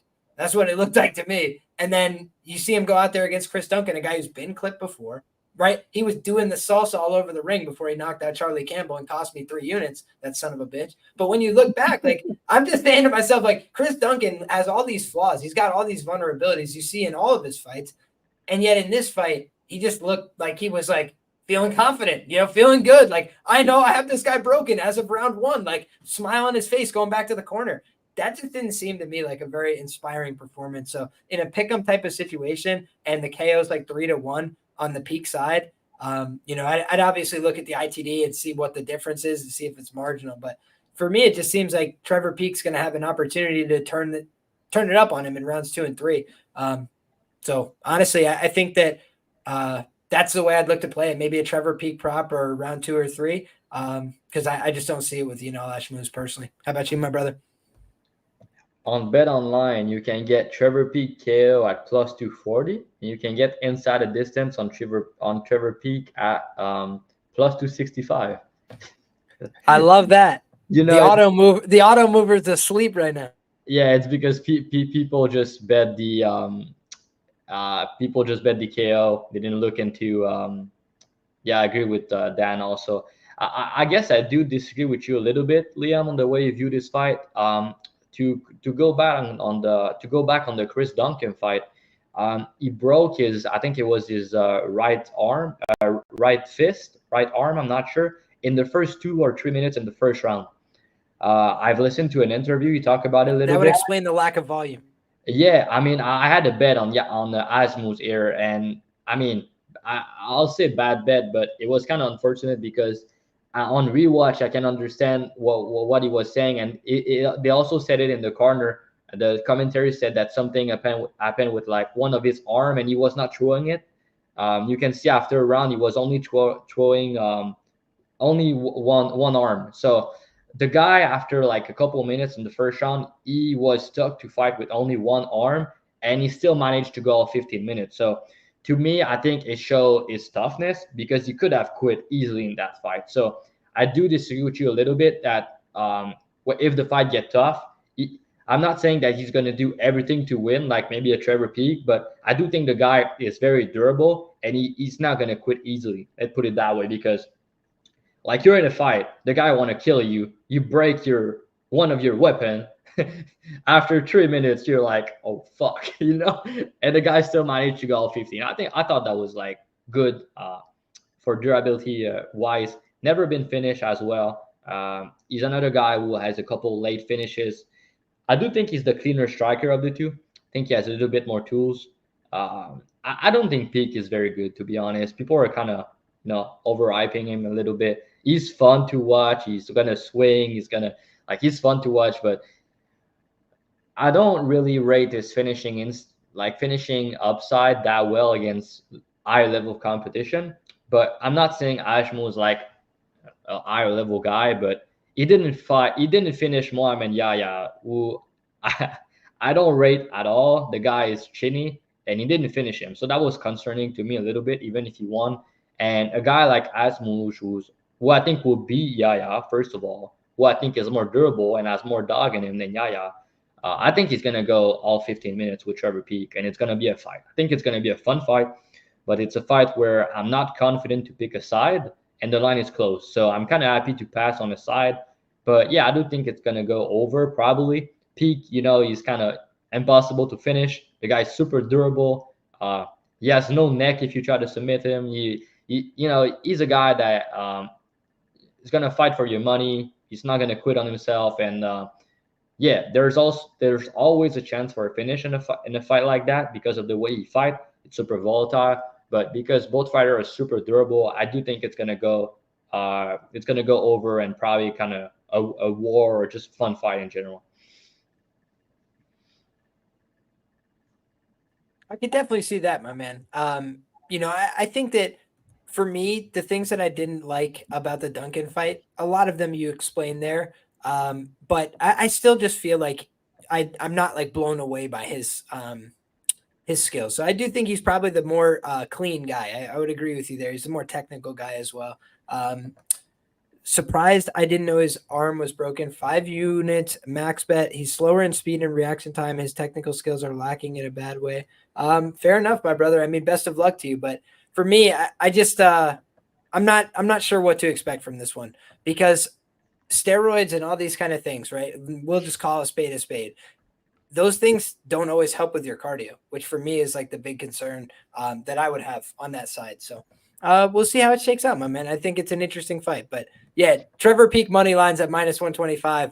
A guy who doesn't know how to do many things. No, that's not for me either. But like I said, he just swings crazy hammers at guys and tries to do it for all 15.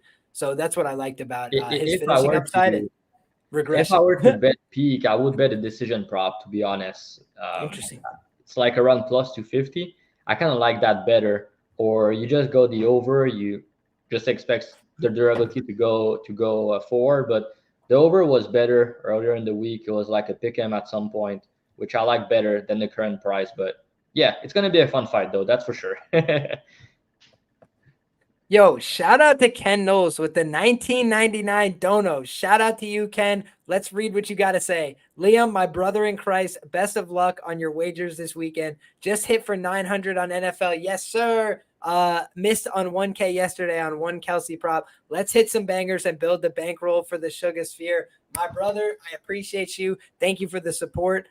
Thank you for the dono. Appreciate you showing love. And let's hit all the wagers that we can this weekend. I have missed the football game. I have no idea how it ended. Eagles take it down 34-29. Okay, great game. So a lot of points on the board. Shout out to you guys. Hope that you guys made out like bandits. J-Miz says you guys are some of the sharpest out there. Glad I'm on the same side with my picks this weekend. Awesome, my man. Love to hear that. Best of luck to you. But with that being said, let's move along to the next one, my brother. We got a short notice contest going down at 125 pounds on Tapology. Wrong. It's going down at 135 pounds. We got Cody Durden stepping up to take on Matt Danger Schnell. And for me, this is a pretty binary fight, my brother. We'll kick it over to you first for your thoughts and analysis, and I'll be brief with my thoughts on this one. Yeah, I faded Cody last time out. Dan is not going to be happy to hear that, but I had Bruno Silva at plus money, and I had Bruno Silva inside a distance. And like, to be honest, bro, I'm always going to be real with myself after my bets. That's always all you're going to improve. I don't think it was a good bet, to be honest. It was like plus 110 or something. I thought that Durden improved his striking a lot in that fight. He hurt Bruno Silva at some point, which was very impressive to me. And he was not really wrestling. He was mixing in a little bit, but he was outstriking him, outvolume him, and he hurt him, and he looked very good, man. And he got caught. It happened. It's MMA, but yeah, again, I'm just saying I play against him, and I got lucky, to be honest. On the other side, I play against him with Ali by submission, and I didn't get lucky there, So I got my money back on this one. But Durden's the guy that I've tried to fade a little bit, to be honest. But now I'm really seeing the improvements in his game. I thought of him as someone that could get submitted with cardio issues, that can get tired in round 3, make mistakes and everything. But yeah, man, the guy, like, I fade him with Tagir Ulanbekov, money line and submission, and Bruno Silva, money line and inside a distance. And I had Ali inside a distance and Ali by sub. He almost had him, but he showed that dog in him. Was a good performance there. So yeah, the guy's improving. I think his wrestling solid, but his striking is what impressed me in his last fight, Liam. So, and the thing I don't like is, first of all, it's on short notice for him. He's a guy that has cardio issues in round 3 before, and he just got knocked out like 2 months ago or something, 3 months ago, I think. No, maybe even shorter than that. July, yeah, he's making one of the fastest turnarounds on the card. It's less than 2 months ago. He took damage badly, got knocked out, and then he's taking this fight on short notice. All respect to him. It's badass to do it. And I think that he's doing it because he's confident that he's going to be able to find a knockout early in this fight. He's a guy that, he's not known as a finisher in the UFC, but when they gave him someone who has a bad chin and GP buys, he handled business in round 1. You knock him out in the first round. So I think in this spot, personally, Matt Schnell is a skill fighter in the grappling. His striking is decent also, but he's just a guy that has a bad chin. Shout out to you, because you made a tweet, and I'll quote something like, Matt Schnell is never beating the bad chin allegation or something. Like, he got knocked out with like a couple punch on the ground and pound. I'm like, bro, I didn't run back this fight, but when I saw it, I'm like, yeah, it's pretty bad, So the Hector Sandoval 6-inch punch, dude. He's literally been teaching that at seminars for years since. He's like, all you need to do is this, and the guy will die. Man, yeah. So I think the guy skills, but I really think his chin is bad. And just to show Cody working his striking, look better, hurting Bruno Silva, was way more durable, and Schnell, who took a lot of damage in his career himself, got knocked out badly against Usyk 6 months ago, knocked out a year and a half ago by Nicolau again. I think Cody, you know what's up. He's also 33. I think Schnell is ranked and Cody's not ranked anymore. So I think he won his rank. Oh no, I think he's ranked now, right? You just give him back the ranking. I think it's 15. Am I right? I'm honestly not sure. I'll check that though. I think so. But anyways, I think that's a fight that he knows he can win. And I think he's going to make a statement. He won the 50K, and I think he's going to get a knockout here. So I like Cody by knockout in round 1 or round 2, personally. But I wouldn't lay minus 300, just because if they go the distance, I feel like it could be a little bit sketchy as the fight goes on because of the short notice. And maybe the 135 is going to benefit him because he doesn't have to cut a lot of weight. Also, it's going to help Schnell for his chin, maybe, because he also has bad weight cut normally at 125, So I think that's something to just keep in our heads. And Schnell looked a little bit bigger than I expected at the face-off when they face off today, which I was kind of surprised also. I'm going to read what Dan just said at the same time. Awesome. Man, it's funny. When I look at this fight, here's how I see it in a binary. I agree with you entirely, right? KO 1 or 2 for Cody Durden makes the most sense in terms of how he would win this fight. He's a guy that has some power in his hands for this division. He's a guy that showed off the best striking we've ever seen from him his last time out against Bruno Silva. Didn't get the desired result, right? It wasn't the right outcome, but he went out there and showed the best product he's ever shown on the feet. No doubt about that. So I think that for Cody, he's showing that improvement, that growth. But you mentioned it. He's a guy coming in on short notice. So how much is he prepared for this? I think that's a tough question. Everybody's making a big stink about Merab Dvalishvili. He's got this cut on his face. Is it going to reopen? He had stitches. I could just tell you guys, like, Cody Durden had his face stitched from like here to here after that Bruno Silva fight. If you guys see pictures of him after the fight, his face was mangled, right? He took a lot of damage at the end of that one. So when you come back and it's 2 months later, maybe that scar tissue reopens. Maybe that stuff's a little bit more sensitive. And Matt Schnell, his problem isn't that he can't fight, right? Like that's never been his problem. He's got good boxing. When he goes the distance, he tends to do very well. The problem is just he's eminently finishable. He's been finished 5 times via knockout in the UFC, 1 time via submission, if my memory serves. And it's not a great record, right? It's just not going to be the kind of thing that gets you the title fights and the biggest spots and opportunities. But we've seen his chin comes and goes like the wind, right? He literally time traveled, 6-10 times against Sumudarji, still found a way to win the fight. And the one thing I've come away with from watching all of his tape is that Matt Schnell is really, really good at the triangle armbar series and boxing. The problem with the boxing is if he boxes, he dies because he can't take the punches on the return. So Steve Erceg hits him with 1 check left hook and it looks like ding, the guy's lights just go out. There's been a lot of examples like that. So I think that's a huge concern. I think if Sumudarji had the finishing instincts that God gave Geese, that fight's over a few times. So it's like you see a guy that went out there and gassed out horrifically and they got finished late. You see that this guy Schnell can keep pushing the pace. And the one thing I got to say is, when you think about a guy coming in on short notice that struggled at times with the submission, what was the submission that Jimmy Flick was able to pull off on him? It was a flying triangle, right? It was that exact kind of hold and maneuver. Where did he almost get stuck against Jake Hadley, the triangle armbar series? Very dangerous. I'm telling you that Matt Schnell knows one move. He submitted Smolka with it. He submitted Sumudarji with it. He submits everybody with this one move, and he's very, very good at it. And he's not a bad scrambler when the fight hits the mat. So I just think that there's a few factors that could be making this more interesting than otherwise. And the main one is it's at 135. So a guy who typically has the worst chin you've ever seen and cuts a lot of weight, he now doesn't have to cut that weight. And he was preparing for this date. And now he's got another guy who wasn't preparing for this date, who's going to come out and admittedly try and kill him in the early going. But it just becomes a more difficult proposition the longer it goes on. And we've seen Cody Durden in some of these tough positions find that grit, that willingness to keep pushing. But a lot of that comes from preparation. Preparation makes you, able to do things like that. But when you're not prepared, you can just run out of gas, and then you're stuck out there, and somebody's trying to finish you, and you don't have the same resolve to get out because you literally don't have the same energy in the tank. So for me, I think round 1 and 2, it's the KO window for Durden. But I think as that starts to close and Durden starts to get a little bit more tired, he will probably resort to what he normally would do, which is grab a hold of somebody, try and shoot a takedown. And if you do that against Schnell, he's going to try and fire up these submission attempts rapidly, and he's pretty good at them. So I think that that's the one thing he's really got to be wary of. If he can avoid the wrestling in this fight, I think Durden should be able to win it because he's got more power and a little bit, better durability. But he's not the most durable guy either. I think he's the only guy Muhammad Mokaev ever, splattered like that in the cage.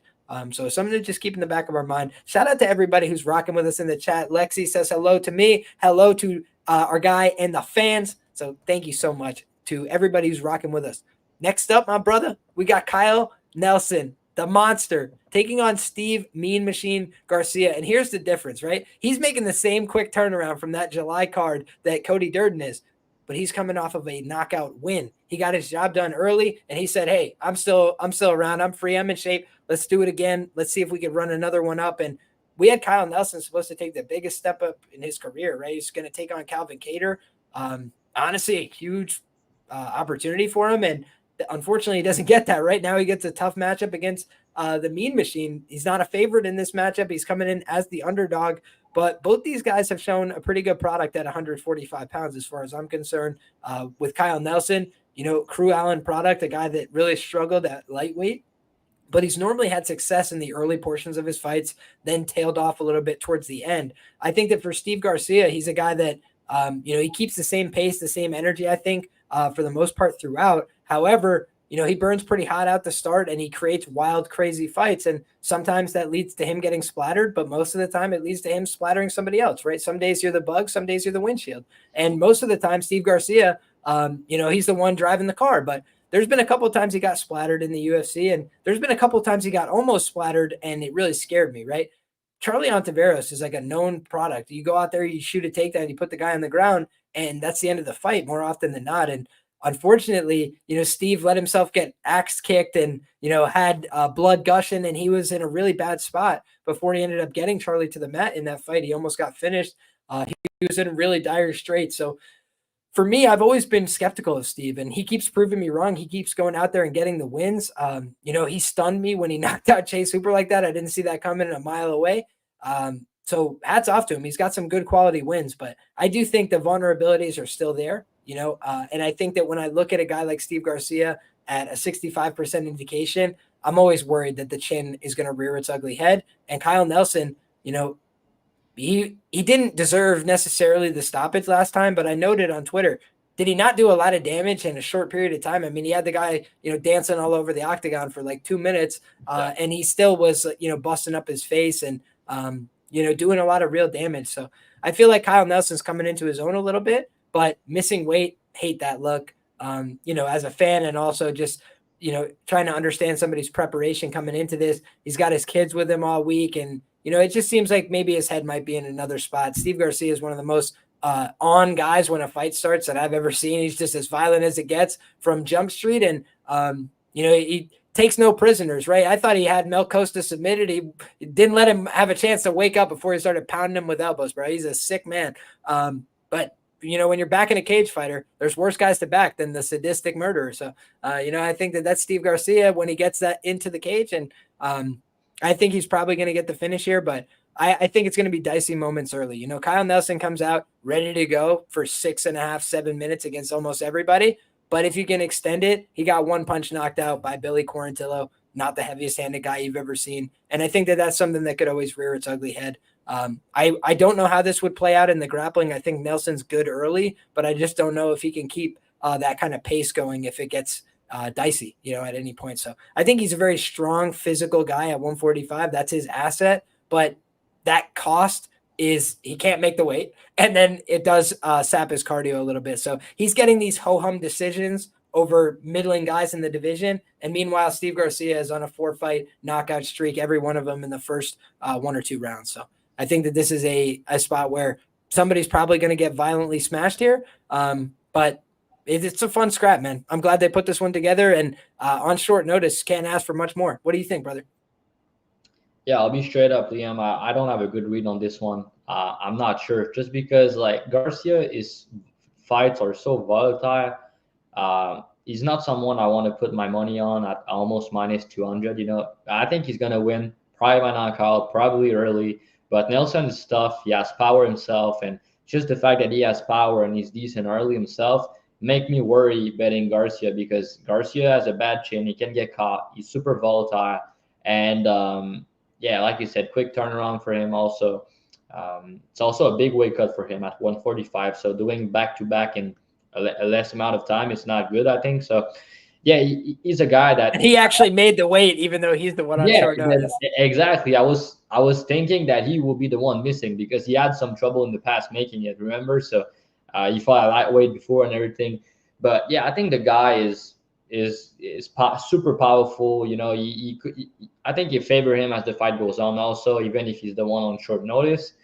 And yeah, I just don't know really what to expect. Maybe someone's probably going to die early in the first round, but I think the value is probably on Kyle Nelson by KO or KO1, or you go under 1.5, or Garcia around 2-3. I'm not too sure, to be honest. I have a feeling Garcia is going to get it done under 1.5 round.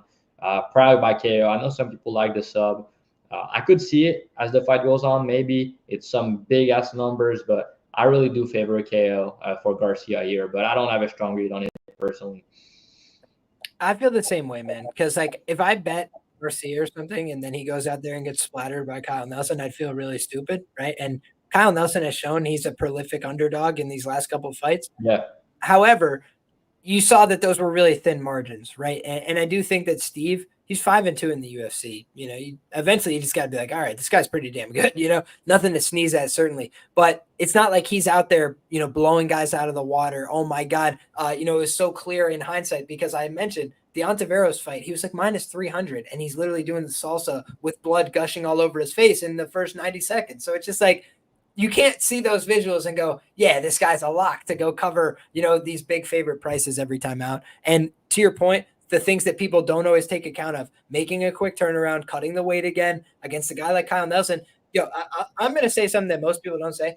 I thought the finish last time was like a little fugazi, and the referee was like hanging out right next to them the whole time and like looking for any opportunity to jump in. And most people just go, whatever, bad stoppage. But I just happen to know that the sports book does 10 times better if they jump in and stop it early on behalf of Kyle Nelson than if they jump in. All I ask is this: fight fans, just consider, would they jump in and stop it if it was the other way? Because I'll tell you, Jerry Cannonier got put to absolute sleep, and then Kyle Barajo woke him up with ground and pound. They let the fight keep going. But why?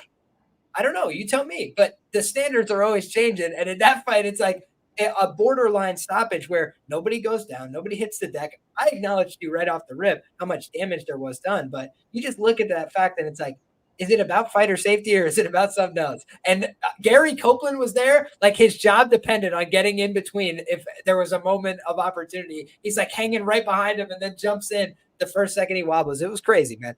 I remember the night of there was riots on the Twitter streets. And frankly, I feel like the fight fans' memory is not very long. So here's your reminder, guys. Everybody was up in arms about that one last time. And, you don't want to find yourself with your hand in the cookie jar a second time, right? If you were on the Billy Q minus 200 and now you're here on Steve Garcia minus 185 and you get the same result, you just can't be too surprised, right? Yeah, for sure. Next up, my brother, we can talk about the co-main event of the evening. And I got to tell you, story of two women. Jessica Andrade, maybe my most profitable fighter ever in the UFC, certainly in the top 5 in that category. And on the other side, I don't think I've ever won a bet on a Natalia Silva fight. I've been on a couple of props a handful of times, small bets, but it just hasn't, materialized yet in terms of my reads on her fights. In terms of my biggest regrets, again, I wrote up why I thought she was going to be competitive with Jasmine Jasudavicius. She went out there and absolutely dominated as a plus 200. She will never be plus 200 like that again in the UFC. So, moment passed, right? You got to seize the opportunities when they're there. And I think that in this fight, I would again be relegated to the prop side of things if I was on, the side of Natalia Silva. She's a substantial favorite coming into this one against a more experienced opponent. But I could tell you, man, most of my success on Andrade fights have been props for and against. Had Blanchfield in the under 2.5 rounds at plus 540, one of my favorite bets ever. If you look at Andrade, like she's known for being tough and durable and all these like positive attributes, but then you just look at the facts and the evidence and you go, she's been finished in 9 out of 12 professional losses. When shit goes sideways, it goes all the way sideways for her. She sprints on to punishing shots. She just gets knocked out. She gets held down by Shevchenko and elbowed into oblivion in ways that most other women just simply didn't. So I think there's a couple things that you got to consider with Andrade. She bounces around weight classes. I don't like that, right? That's not conducive typically to people having long-term success, right? They go around, switch weight class, going back and forth, especially. If you want to change weight class, change your career, no problem. But there's no going back, right? Even Alex Pereira right now, I think it sounds like a really terrible idea for him to cut back to 185 and fight Duplessis. I will, give away a little information, guys. I know which side I'd be on in that one. Wink, wink, nudge, nut. You don't cut back 25 pounds in the opposite direction after you just went up to a different weight class. In my view, that's a really bad recipe at 37 years of age, right? And so looking at this fight, yeah, Jessica Andrade is a young enough woman. She's still doing her thing. She's getting these wins, but she wins the fights oftentimes that she's supposed to win. And I think that when you see her face, up and coming real stars, especially at the flyweight division, it's been a real tough sledding for her, right? And Erin Blanchfield was one of the latest examples. I thought Erin Blanchfield showed out on the feet in that fight and gave me hope that she could go out there and compete with these other women on the feet. And then you see what Manon Fiorot did to her. There's levels, right? There's size, there's strength. And at 115, Andrade is the pile driver. She's strong, she's big, she's crazy. Nobody wants to mess with her. I just think at 125, unless you're Caitlin Chikagian, you have no physicality to impose. You're Cynthia Calvillo, you got one foot out the door. There's a lot of opponents she's had that were the right place, right time. I bet her. And I'm just feeling like Amanda Lemos, by the way, was tuning her up like an old guitar on the feet before she cashed a plus 600 submission prop for me there. And I was like, thank you for engaging in the grappling. But seriously, like her striking has looked piss poor when she's fighting anybody that knows how to strike for the last 3 years. So for me, those are the real drawbacks with Andrade. I think she's got real talent. I think she's a great fighter, one of my favorite fighters, but I think she's going to get brutally finished here because I think Silva's a dangerous girl. I don't think she's a pushover on the mat. Like Amanda Lemos is going to just sit, gets her arm stuck in like she saw a ghost or something. I don't think we're gonna see that. I think Natalia Silva has judo. She's got good hips. She's got an ability to throw women. Jasmine kept trying to take her down. She kept stomping her onto her head, like, flipping her over the hip and just dropping her face down. Get back up, do it again.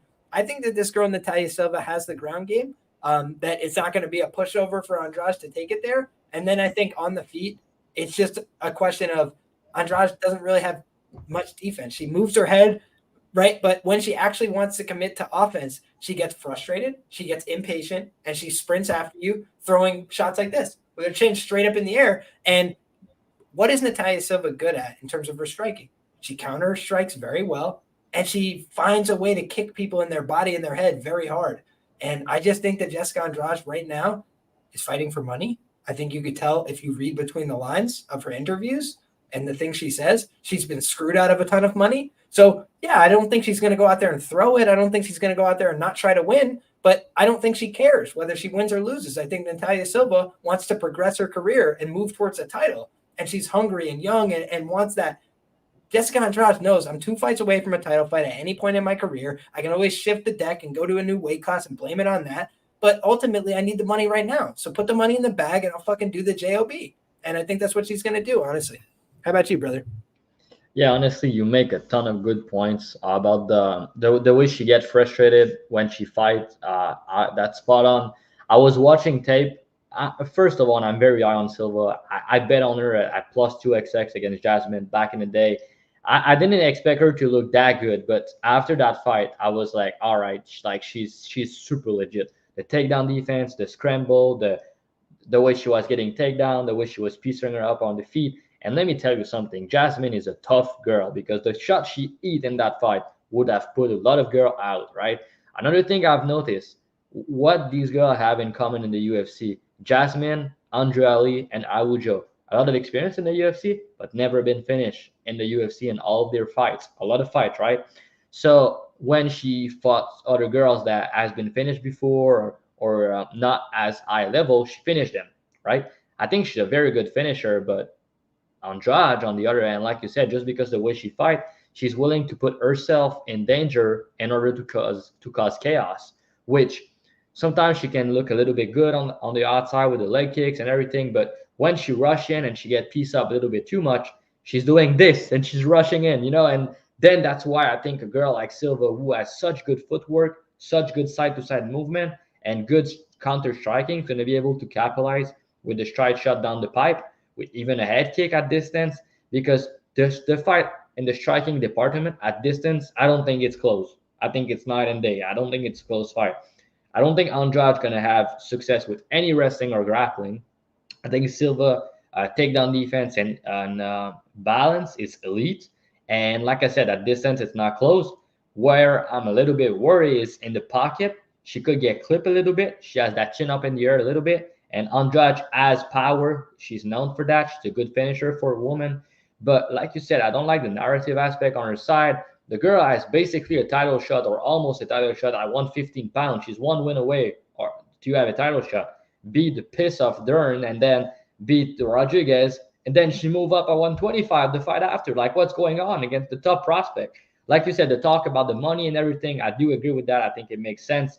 And Silva, I bet on her in almost every fight, like in parlays and everything, and against Araujo, against Lee, against Hernando, every fight, right? But I try to bet her KO at plus 600 against Araujo also. So I was hoping to have a line around plus 400, plus 450 for the KO prop here. So I was pissed to see the numbers. I feel like they know what's up. But yeah, I think she's going to knock her out. Yan Shana, she's a good fighter, but she has good side-to-side movement, good footwork, good straight shot down the pipe, and she was able to knock her out pretty easily there. And I think Silva's a better finisher. Yan never had a knockdown before that in the UFC or a knockout. So yeah, and even in the Dern fight, she eats some clean shot, man. Like, she's willing to get it a lot. But then she'll, like you said, piece her up a little bit on the feet also. So yeah, I just think that Silva is such a sharp striker with the footwork, with the movement, and she's so fast also. She's going to be faster. It's going to be bigger. And yeah, I think she's going to knock her out. But I'm still not sure what I'm gonna do here. I have nothing so far. I lean the under 2.5 plus 145, and I like Silva KO at plus 290. But I was hoping to have at least plus 350 on the KO. But I also think it's gonna happen early, Liam. I think it's gonna be KO1 or KO2 for Silva, just because the way sometimes we see, right, tendency tend to happen again when the fighter happen to get finished often early. Sometimes they get finished early often, but when they get finished late, they tend to still get finished late as the career goes on, man. Andrade has been finished a lot early in fights, and just because of the way she fights, right? So I think it's gonna be a fun fight, but probably gonna end early. And I was also looking at potentially at under 1.5, but it's not that good also. So I feel like they know what to expect for this fight, which is annoying because I thought I would get a better number because of the decision that Silva has recently. I was hoping that I get like plus 400 or better on the KO, but you and me see it both the same that she's gonna knock her out, and it's still plus 290. It's not bad. So yeah. The only thing I would say is I think she's going to finish her. Andrade at times realizes things going sideways on the feet, and she tries to panic grapple. And like I said, against Amanda Lemos, you panic grapple, you get the submission win. God bless you for it, right? Really easy. And Verna Jandiroba, by the way, did the exact same thing, right? Made it look easy. I think that when you look at a girl like Natalia Silva, she has a couple losses early in her career. We talked about it with a couple other fighters before. She was so young. She was still on the come up. Then she took a break. And that was the one thing about the Jasmine fight that people were like, is this girl serious? She's been out for a while. And you could just tell she was getting so much better, right? I think that she's at a point in her career where, Andrade is probably the most finishable girl she's fought in a little bit, right? You mentioned these other girls that they're more beatable, but they're not as finishable. And Andrade has been finished. I mentioned 9 out of 12 of her career losses. But you also noted the fact when people get finished early, sometimes there's a pathological element to that. I could just report to you guys that all of her finished losses have been in the first or second round. So yeah, exactly. That's what she's been scheduled for plenty of 5-round fights. That's not really the way they go, right? It's just she tends to get to work early. And if she realizes the fight is not going her way, she tends to find the way out, whether that's swing till we finish. Like she's not afraid to fight it at all. So she'll swing it out until she gets knocked out, or she will, look for her takedowns and whatever and see how it goes. But I don't think that Andrade at this stage of the game has the same fire and the same intensity. And, Aaron Blanchfield took her down and it was step 1, step 2, step 3, and it's over. Right. So I just think that when you get to that point in your career, it's something you want to be wary of. I think when she has a huge advantage, she's a great bully. Right, she can go out there and assert herself. But I do think that when she's on the other side of that, she does not like to be there. So that's the way I see this one going. I think she's going to cash that check, though, brother. I'll tell you. She's going to cash that check one way or the other, right? As long as the money's green. I'm still thinking about it. It's a spot where I'm like, if I don't bet the knockout and she knock her out, I'll be like, yeah, obviously that's what I said on the podcast like all week, and then I don't bet it and it's cashing. But at the same time, if I bet it and it doesn't cash, I'm like, I know I should have passed. Well, it's not much value on it. But yeah, I do think she's gonna knock her out, and we also agree that it's gonna be early. So maybe round 1, round 2 for Silva, it's around plus 500, plus 700. It's not terrible, but yeah, we'll see. Hell yeah, man. And that brings us to the main event of the evening. My brother, we'll kick it over to you first. I want to just say shout out to everybody who's still rocking with us live in the chat. We got 326 people between Twitter and YouTube. So thank you guys all for rocking with us. And without further ado, let's break down this main event, my man. It's going down in the welterweight division. Gilbert Burns trying to break the 2-fight skid that he's on right now, but it's been against the best guys in the division. So, no skin off his nose. Both these guys have a common loss to Bilal. Remember the name Muhammad. But the difference is Sean Brady's one off the trot. He just got a win over Kelvin Gastelum.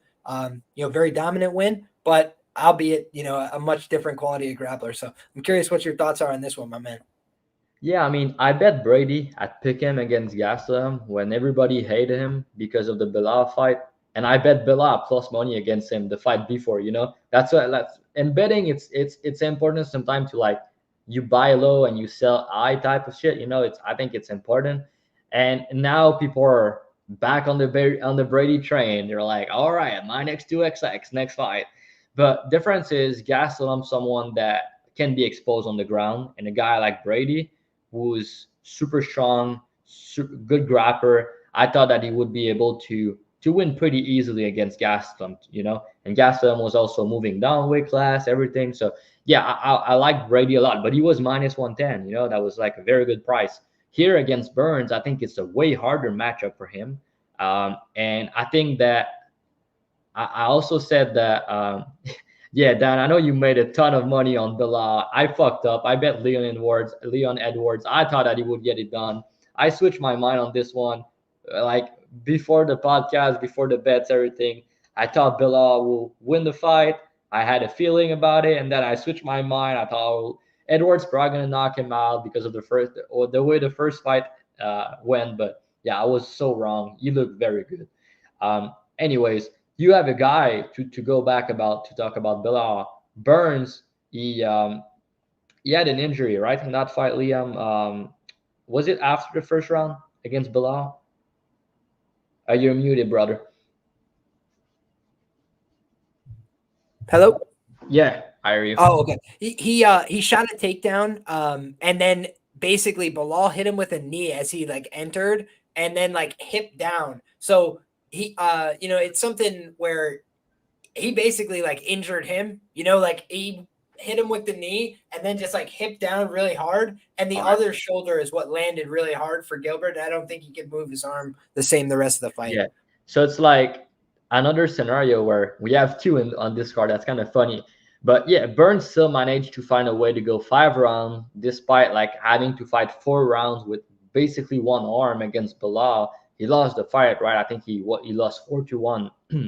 But it was a hard matchup for him overall, just because he can't really get his wrestling or grappling going, and on the feet, Bilal is more technical, better cardio a little bit. Just a tough matchup for him overall, but he still managed to go 25 minutes with him.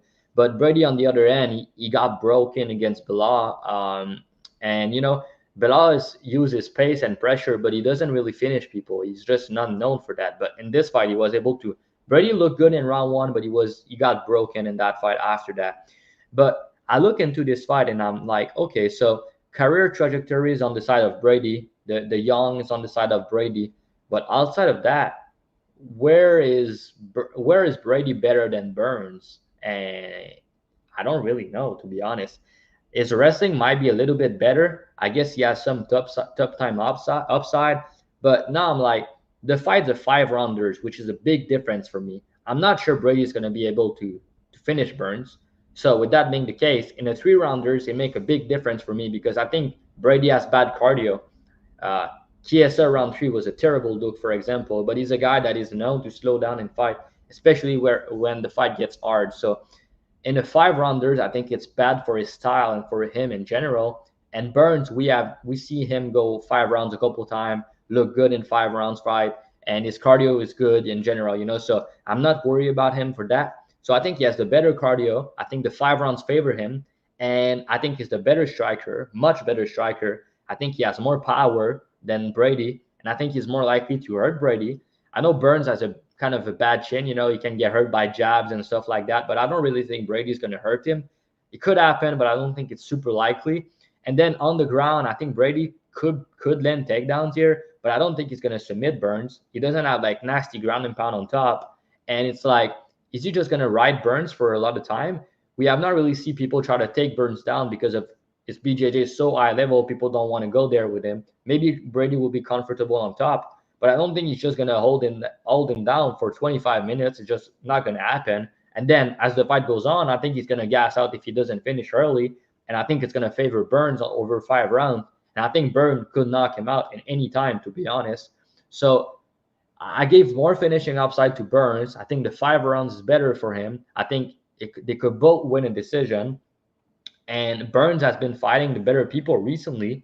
I bet GDM and GDM KO. Again, another bet where I think it was a bad bet, to be honest. Burns looked like a favorite in that fight. He looked good.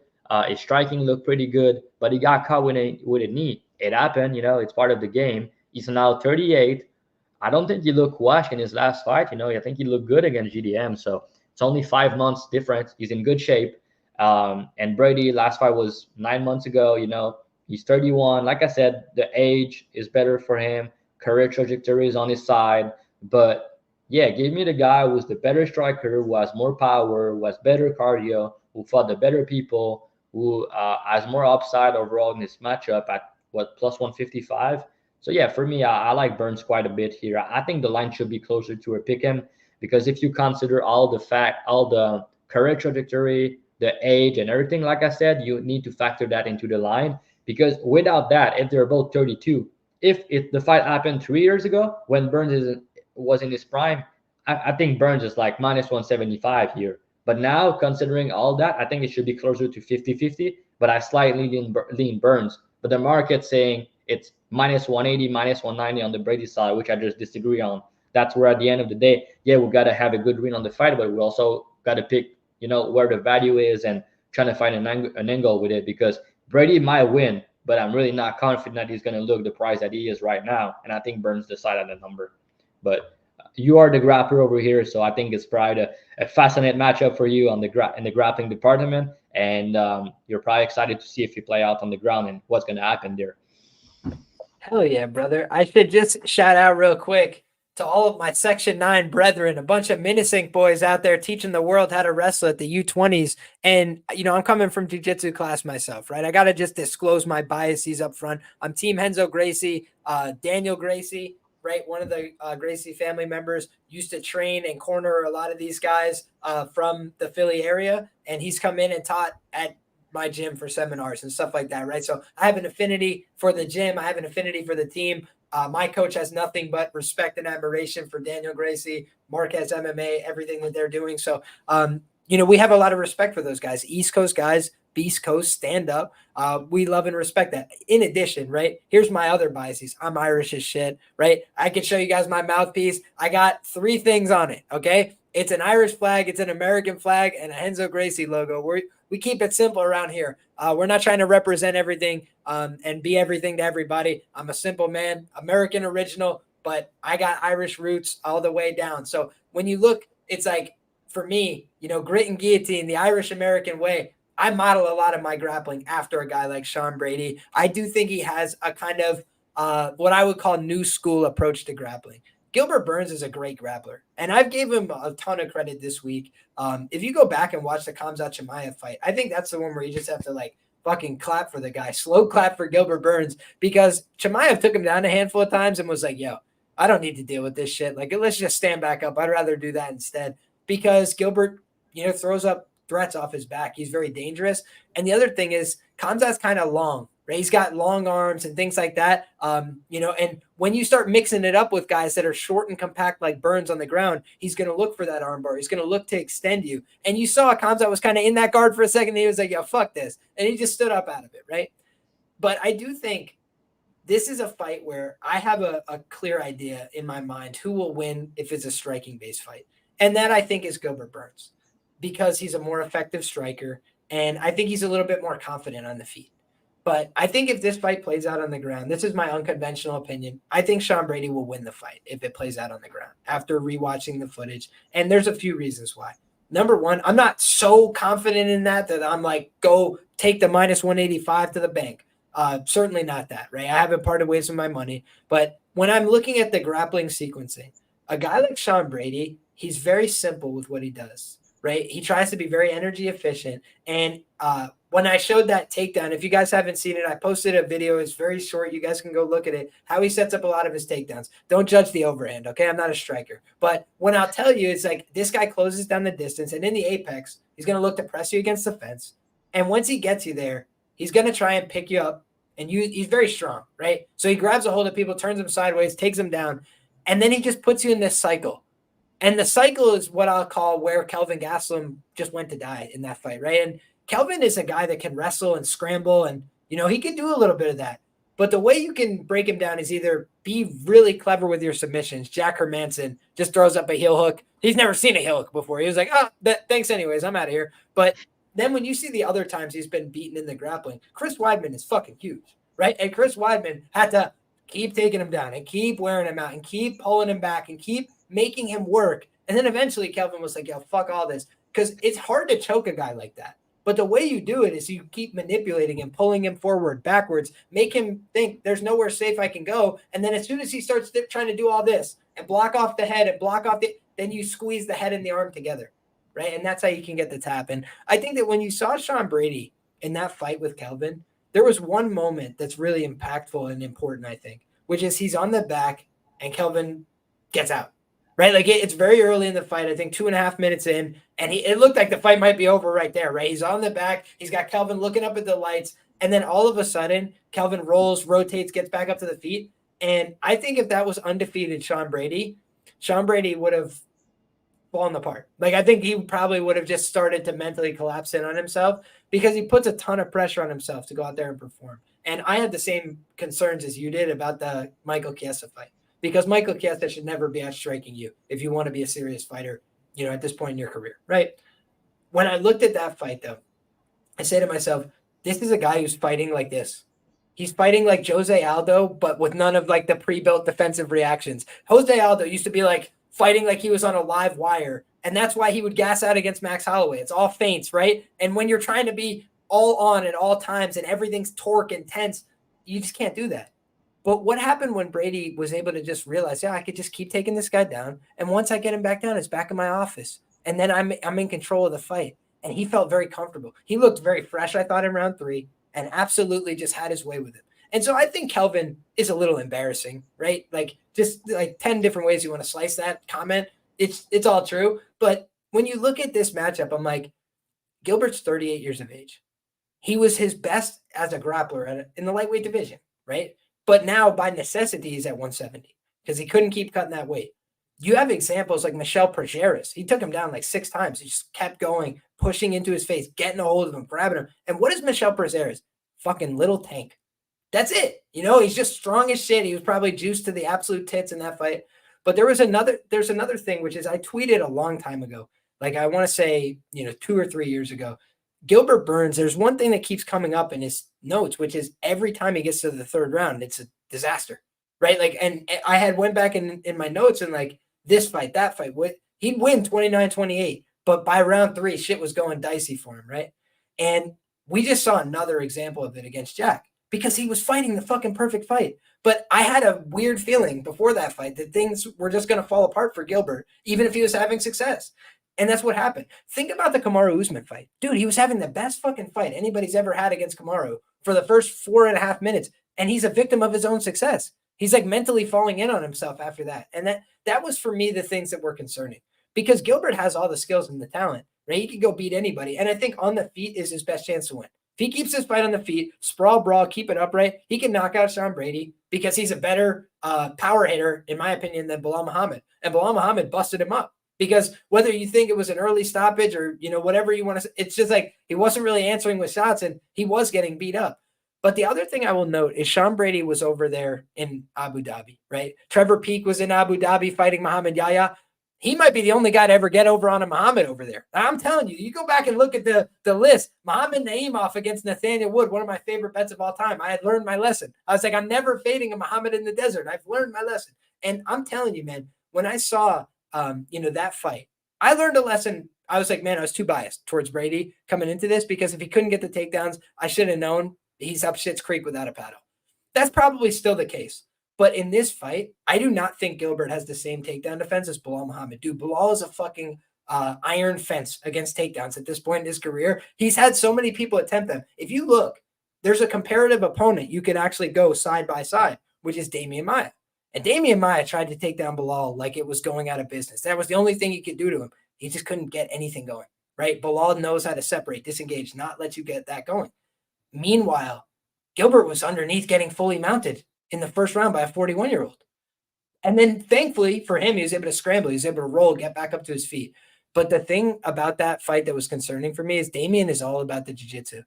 Sean Brady finally showed me something in that Kelvin Gastelum fight, which is he started to beat the shit out of Kelvin at a certain point.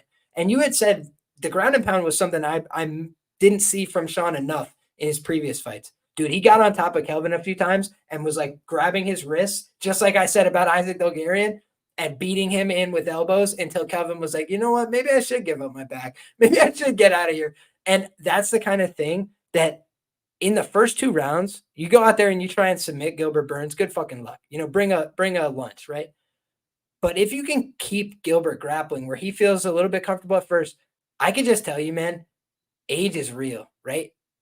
People start to get tired, right? I know there's a lot of guys in my gym that there's no chance when we're both fresh I could beat him. But if I could just make him try and submit me 2 times, or if I can make him try and roll with me a little bit, then I can maybe get one over. And the past problems at those later rounds, I think the Woodley fight is like a bullish signal, right? But then you remember, you're like, fucking Tyron Woodley just refused to fight anybody back. He'd just be standing there like thinking through everything. And Dean Thomas is pleading with him between every round, please, my brother, please go throw a combination. And he just wouldn't do it. And it's like, Gilbert looked great in that fight. But I just think to myself, if he meets real resistance, especially, it's one thing to go out there and strike 25 minutes. But to wrestle and grapple and start moving around this kind of weight, I think Sean Brady is a freak in terms of his strength. That's everything I've heard from people in the room and things like that. Like, that this guy just grabs a hold of shit and you can't get it back. And so, I think ultimately, shout out to our guy, Dan. Bilal is a world champion. And, Bilal busted him up, but Bilal busted up Gilbert too. And like the one other thing I'll note about that is I think that, you give both guys the credit. They both got in there real quick. Gilbert did himself no favors by taking like 3 fights in a very short period of time. Yeah, that's true. One after the other. But it's also, for me, he's coming back after getting brutally knocked out. Like, he got absolutely assaulted by those elbows on the ground. And that could just make you a little bit older overnight. At 38 years of age, guys do start to get clipped and hurt a little bit more. I don't think Sean Brady's like a powerhouse puncher or something like that. But Gilbert's not a defensive savant either. He's probably going to be in range to get hit. And the one thing I'd notice in all these fights where he's had success in the latter portion of his career, he has the grappling advantage, where he could just take these guys down. Whenever there's problems on the feet, it's easy to just take these guys down. And the guy who stopped that was Jack, because he was like, oh, you want to take me down again? Hold this. It gave him the knee to the face. And I'm just thinking to myself, like, he does not have that same bailout here where it's like, oh, I'll just take him down if shit goes at all sideways on the feet. And for Brady, that was where he had the hang up before in his career. So I think it's a great fight. I think it's like a great juxtaposition.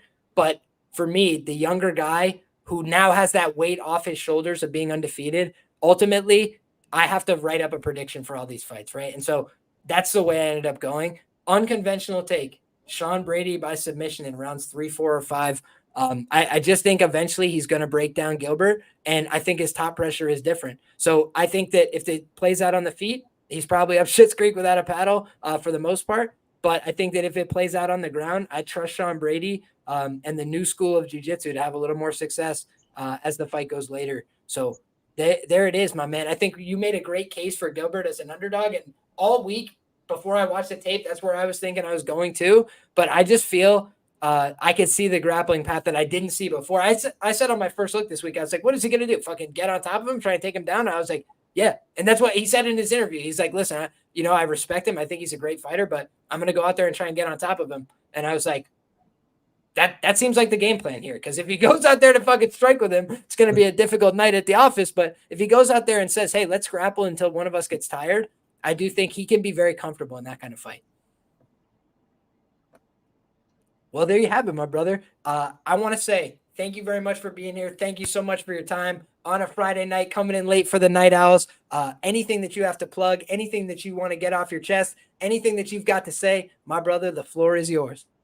Hey, thank you, Liam, for having me. Always, yeah, I didn't even check the late round prop for Brady, to be honest. Probably some crazy number, right? Did you check them or?